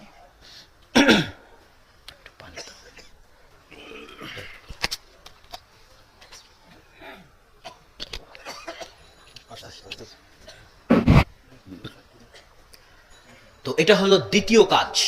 একটা আদর্শ পরিবার গড়ার প্রথম পদক্ষেপ বলেছিলাম আল্লাহর সাথে সম্পর্ক তৈরি করা। দ্বিতীয় পদক্ষেপ বললাম কিসের সাথে সম্পর্ক তৈরি করা? জোরে বলেন। মসজিদের সাথে সম্পর্ক তৈরি করা। মসজিদের সাথে সম্পর্ক না থাকলে আদর্শ পরিবার থাকবে না। শুধু আদর্শ পরিবার নয়, আপনি জামাত থেকে বের হয়ে যাবেন, খারিজ আনিল জামাআহ হয়ে যাবেন। এই দুইটার পরের তৃতীয় শর্ত, সন্তান 15 থেকে 20 বছর বয়স হওয়ার পর্যন্ত, 15 থেকে 20 বছর বয়স হওয়া পর্যন্ত সন্তানকে অ্যান্ড্রয়েড ফোন হাতে দেওয়া যাবে না। যে বাবা গর্ব করে যে আমার 5 বছরের সন্তান ইউটিউবে সার্চ দিতে পারে, তার সন্তানের ধ্বংস হওয়ার জন্য এটাই যথেষ্ট। সে জানে না, সে বুঝে না, তাকে বলবেন সে যেন ফেসবুকের প্রতিষ্ঠাতা জুকারবার্গের সাক্ষাৎকার পড়ে। জুকারবার্গ বলেছে যে সে তার সন্তানদেরকে 18 বছর বয়সের আগে অ্যান্ড্রয়েড ফোন ব্যবহার করতে দেয় না। জুকারবার্গ বুঝে, কিন্তু এই জাহেল মূর্খ পিতা বুঝে না। এই 18-20 বছর বয়স হওয়ার পর্যন্ত, 18-20 বছর বয়স তো নয়, মূল কথা হচ্ছে ব্যক্তিত্ব, ভারাত্ব, পার্সোনালিটি, জ্ঞান বুদ্ধি, বয়স্ক বয়প্রাপ্ত। যেই বয়সে পৌঁছে গেলে তার জ্ঞান বুদ্ধি হুঁশ বুদ্ধি সব হয়েছে, তার মধ্যে ব্যক্তিত্ব চলে এসেছে, ভারাত্ব চলে এসেছে, এই বয়সে পৌঁছা পর্যন্ত সন্তানকে 5টা মৌলিক অধিকারের বাইরে কোনো অধিকার দেওয়ার দরকার নেই, কোনো সুযোগ সুবিধা দেওয়ার দরকার নেই। 5টা মৌলিক অধিকার কি? অন্ন, খাবার, বস্ত্র, পোশাক, চিকিৎসা, অসুখ বিসুখ হলে চিকিৎসা করানো, শিক্ষা, শিক্ষার খরচ বহন করা, বাসস্থান, মাথার উপর ছায়া, বসবাসের ঘর। এই 5টার বাইরে কিছুই দেওয়ার দরকার নাই। যদি বেশি বিলাসিতা দেন, সোনার চামচ দিয়ে সন্তানকে মানুষ করেন, তাহলে সন্তানকে ব্যর্থ সন্তান করার জন্য আপনিই দায়ী। ত্যাগের মাধ্যমে মানুষ সফল হয়, বিলাসিতার মাধ্যমে নয়। এই জন্য সন্তানকে বিলাসিতা থেকে দূরে রাখতে হবে। এই 5টা মৌলিক অধিকারের বাইরে কোনো অধিকার দেওয়ার প্রয়োজন নাই। কষ্ট করে মানুষ করতে হবে। যখন কষ্ট করে মানুষ হবে, তখন সে জীবনের বাস্তবতা বুঝবে, তখন সে জীবনে সফল হবে। এই জন্য 18-20 বছরের মধ্যে যতই অজুহাত আসুক, জিপিএ 5 পেয়েছে তো কি হয়েছে, পঞ্চমে হোক, অষ্টমে হোক, দাখিলে হোক, আলিমে হোক, তাই মোটরসাইকেল কিনে দিতে হবে, তাই অ্যান্ড্রয়েড ফোন কিনে দিতে হবে, এটা ফালতুগিরি। যদি বলেন যে আমি আমার সন্তানকে কন্ট্রোল করতে পারতেছি না, তাহলে আপনি যোগ্য পিতা নন। আপনি দেখবেন যোগ্য পিতা কাকে বলে। আপনাকে একজন যোগ্য পিতার ঘটনা শোনাই।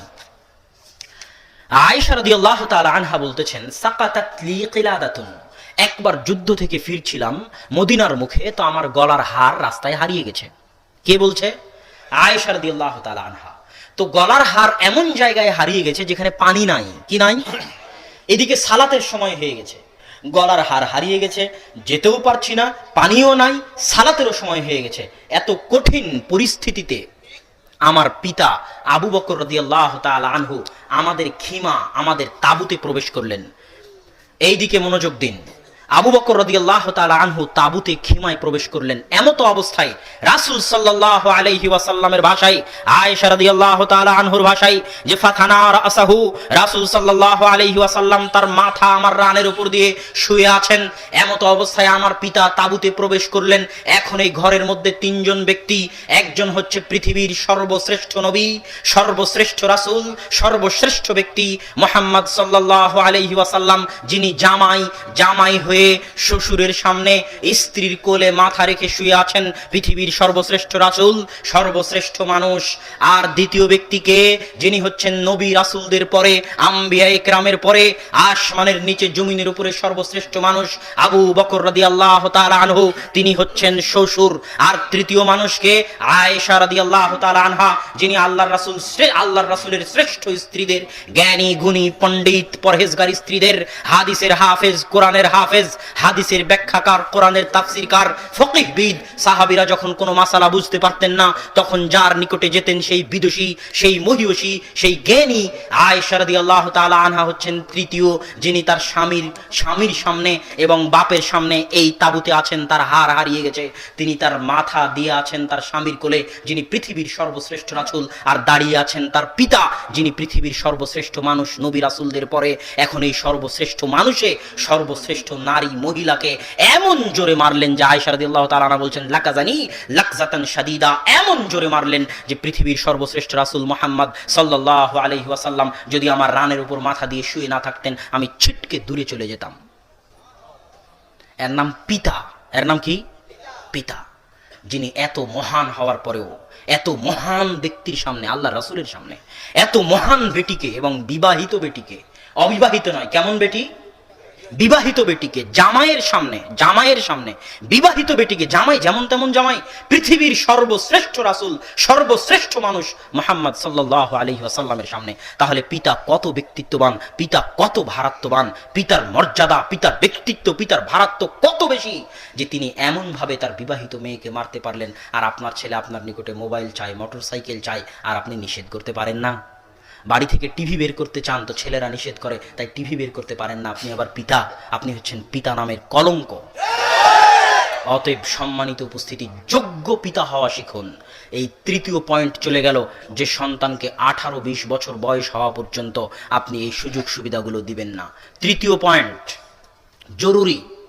আজ বাংলাদেশের যত বই পুস্তক আছে, বাংলাদেশ মাদ্রাসা শিক্ষা বোর্ডের বই হোক আর বাংলাদেশ সরকারি স্কুল শিক্ষা বোর্ডের বই হোক, সব বই আজে বাজে গল্প গুজবে ভর্তি। হৈমন্তী, পদ্মা নদীর মাঝি, এগুলো কি শিখায়? রবীন্দ্রনাথ ঠাকুরের উপন্যাস, ছোট গল্প, পদ্মা নদীর মাঝি, পরকীয়া প্রেম নিয়ে লেখা। শেষ বিকেলের কান্না, নষ্ট নীড়, এগুলো হচ্ছে রবীন্দ্রনাথ ঠাকুরের লেখা গল্প, যেগুলো সব পরকীয়া প্রেমকে ভিত্তি করে রবীন্দ্রনাথ ঠাকুর লিখে গেছে। ওই গল্পগুলো বাংলাদেশ মাদ্রাসা শিক্ষা বোর্ডের বইয়ে, ওই গল্পগুলো বাংলাদেশ স্কুল বোর্ডের বইয়ে স্থান পেয়েছে। আর আজ থেকে 5-10 বছর 15 বছর আগে ওমর রাদিয়াল্লাহু তাআলা আনহুর যে কাহিনী ছিল, আল্লাহর রাসূলের যে কাহিনী ছিল, কিছু সত্য কিছু মিথ্যা যাই থাকুক, সেগুলো সব বের করে ফেলে দেওয়া হয়েছে। কেননা যারা এই সিলেবাসগুলো প্রণয়ন করে, তারাও জানে যে এই সিলেবাসে যা পড়ানো হবে তার প্রভাব সন্তানের উপর থেকে যাবে।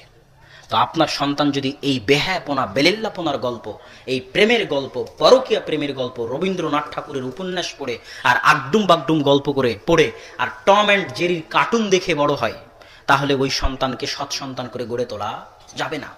যদি সৎ সন্তান করে গড়ে তুলতে হয়, তাহলে আল্লাহ যাদের উপর দয়া করেছে, ইহদিনাস সিরাতাল মুস্তাকিম, হে আল্লাহ আপনি আমাদেরকে সরল সঠিক পথ দেখান। কাদের পথ? যাদের উপর আনআমতা আলাইহিম, আপনি দয়া করেছেন, আপনি রহম করেছেন। আর এই সিরিয়ালের 1 নম্বরে আছে আল আম্বিয়া, নবীগণ। কারা? নবীগণ। এই সিরিয়ালের 2 নম্বরে আছে সাহাবীগণ। এই সিরিয়ালের 3 নম্বরে আছে আইম্মায়ে কেরাম, সালাফে সালেহিন, মুহাদ্দিসিনে ইদাম, ফুকাহায়ে কেরাম তারা। তো আপনার সন্তানকে ছোট অবস্থায় 5 থেকে 10 বছর বয়সের মধ্যে স্কুলে যেহেতু এই আলতু ফালতু গল্পগুলো সে পড়তেছে, এগুলো তার মানসপটে দাগ কেটে যাবে। এই জন্য আপনাকে চেষ্টা করতে হবে আপনার সন্তানকে নবীদের কাহিনী, সাহাবীদের কাহিনী, সালাফে সালেহিনের কাহিনী শুনিয়ে বড় করার। মায়ের কাছে যখন সন্তান শুনতে চাইবে আম্মা একটা কিস্সা বলেন না, তখন মা যেন নবীদের কাহিনী শোনাতে পারে। কিভাবে ইব্রাহিমকে আগুনে ফেলে দেওয়া হয়েছিল, কিভাবে মুসার কাষ্ঠফলক বাক্স স্রোতের উল্টা দিকে চলল, কিভাবে মুসা তার শত্রুর বাড়িতে মানুষ হলো, কিভাবে ফেরাউন ডুবে গেল, কিভাবে ইউসুফকে কুয়াতে ফেলে দেওয়া হলো, কুয়া থেকে রাজার ঘরে কিভাবে চলে গেল, রাজার ঘর থেকে মিথ্যা অপবাদ নিয়ে জেলে কিভাবে গেল, জেল থেকে মিথ্যা অপবাদ থেকে মুক্ত হয়ে জেল থেকে বের হয়ে সরাসরি মন্ত্রী কিভাবে হয়ে গেল। এই যে নবী রাসূলদের বিশাল বিরাট শিক্ষণীয় কাহিনী, সাহাবীদের কাহিনী, সালাফে সালেহিনের কাহিনী, এগুলোর সাথে আপনার সন্তানের পরিচয় হতে হবে ছোটতেই। কখন? ছোটতেই। কেননা অল্প কিছুদিন পরেই সে যখন সিনেমা মুভির সাথে পরিচিত হবে, পেপার পত্রিকার সাথে পরিচিত হবে, তখন খেলোয়াড়দের সাথে পরিচিত হবে, তখন এই খেলোয়াড়দেরকে, এই মডেল নায়ক নায়িকাদেরকে, এই সিনেমা মুভির নায়ক নায়িকাদেরকে সে নিজের মডেল এবং আদর্শ বলে গ্রহণ করে নেবে নিজের অজান্তেই। আর ছোটতেই যদি তার সামনে মডেল থেকে যায় আবু হানিফা রাহিমাহুল্লাহর, ইমাম বুখারী রাহিমাহুল্লাহর, আহমদ বিন হাম্বালের, ইব্রাহিম আলাইহিস সালাতু ওয়াস সালামের, মুসা আলাইহিস সালাতু ওয়াস সালামের, মুহাম্মদ সাল্লাল্লাহু আলাইহি ওয়াসাল্লামের, ঈসা আলাইহিস সালাতু ওয়াস সালামের, তাদের মডেল যদি তাদেরকে সে যদি ছোটতেই বড় জায়গা দিয়ে ফেলে, উঁচু সম্মানের জায়গা দিয়ে ফেলে, তাহলে ভবিষ্যৎ জীবনে যতই অন্যায় অনাচার অপসংস্কৃতি বেহায়াপনার মুখোমুখি সে হোক না কেন, সে কোনোদিনই নবী রাসূল বাদে অন্য কাউকে আদর্শ মডেল হিসেবে গ্রহণ করবে না। এই জন্য এই চতুর্থ পয়েন্টের গুরুত্ব সীমাহীন ও অপরিসীম। আমি আপনাকে এখন পর্যন্ত যে 4টা কথা বলেছি, 5 থেকে 10 বছর বয়স পর্যন্ত, 1, সন্তানকে তাওহীদ আল্লাহর সঙ্গে পরিচয় করিয়ে দিতে হবে। 2, সন্তানকে আদব কায়দা আপনি শিখাবেন, মসজিদের ইমাম নয়। কে শিখাবে? আপনি শিখাবেন, এই সংকল্প আপনাকে করতে হবে। 3, 18-20 বছর বয়স পর্যন্ত সন্তানকে বেশি সুযোগ সুবিধা, বিলাসিতা, মোবাইল, মোটরসাইকেল ইত্যাদি অত্যাধিক সুযোগ সুবিধা থেকে দূরে রাখতে হবে। সন্তানের হাতে বেশি টাকা দেওয়া থেকে দূরে রাখতে হবে, যাবতীয় বিলাসিতা থেকে দূরে রাখতে হবে, তার মধ্যে ব্যক্তিত্ব ভারাত্ব আসার আগ পর্যন্ত। 4, মসজিদের সাথে তার সম্পর্ক তৈরি করতে হবে, বাপ বেটা মিলে মসজিদের খেদমত করতে হবে। 5, নবীদের কাহিনীর সাথে, সাহাবীদের কাহিনীর সাথে তাকে পরিচিত করে তুলতে হবে। এগুলো সব যদি আপনি আপনার সন্তানকে দিতে পারেন, তাহলে এরপরে আপনার সন্তান সারা পৃথিবীর যেখানেই যাক না কেন ইসলামের আদর্শের উপরেই থাকবে বলে আশা করা যায় ইনশাআল্লাহ। সম্মানিত উপস্থিতি, এটা একটা আদর্শ পরিবার গড়ে তোলার অংশ। আমার বক্তব্যের আরও অংশ বাকি ছিল, কিন্তু আমি যেহেতু আমার সময় নাই, আমি রাজশাহীর উদ্দেশ্যে সফর করব, আমি আমার সংক্ষিপ্ত আলোচনা এখানেই শেষ করতেছি। আল্লাহ সুবহানাহু তাআলা আমাদেরকে আদর্শ পরিবার গড়ে তোলার তৌফিক দান করুক, আল্লাহুম্মা আমিন। ওয়া আখিরু দাওয়ানা আনিল হামদুলিল্লাহি রাব্বিল আলামিন। আসসালামু আলাইকুম ওয়া রাহমাতুল্লাহি ওয়া বারাকাতুহু।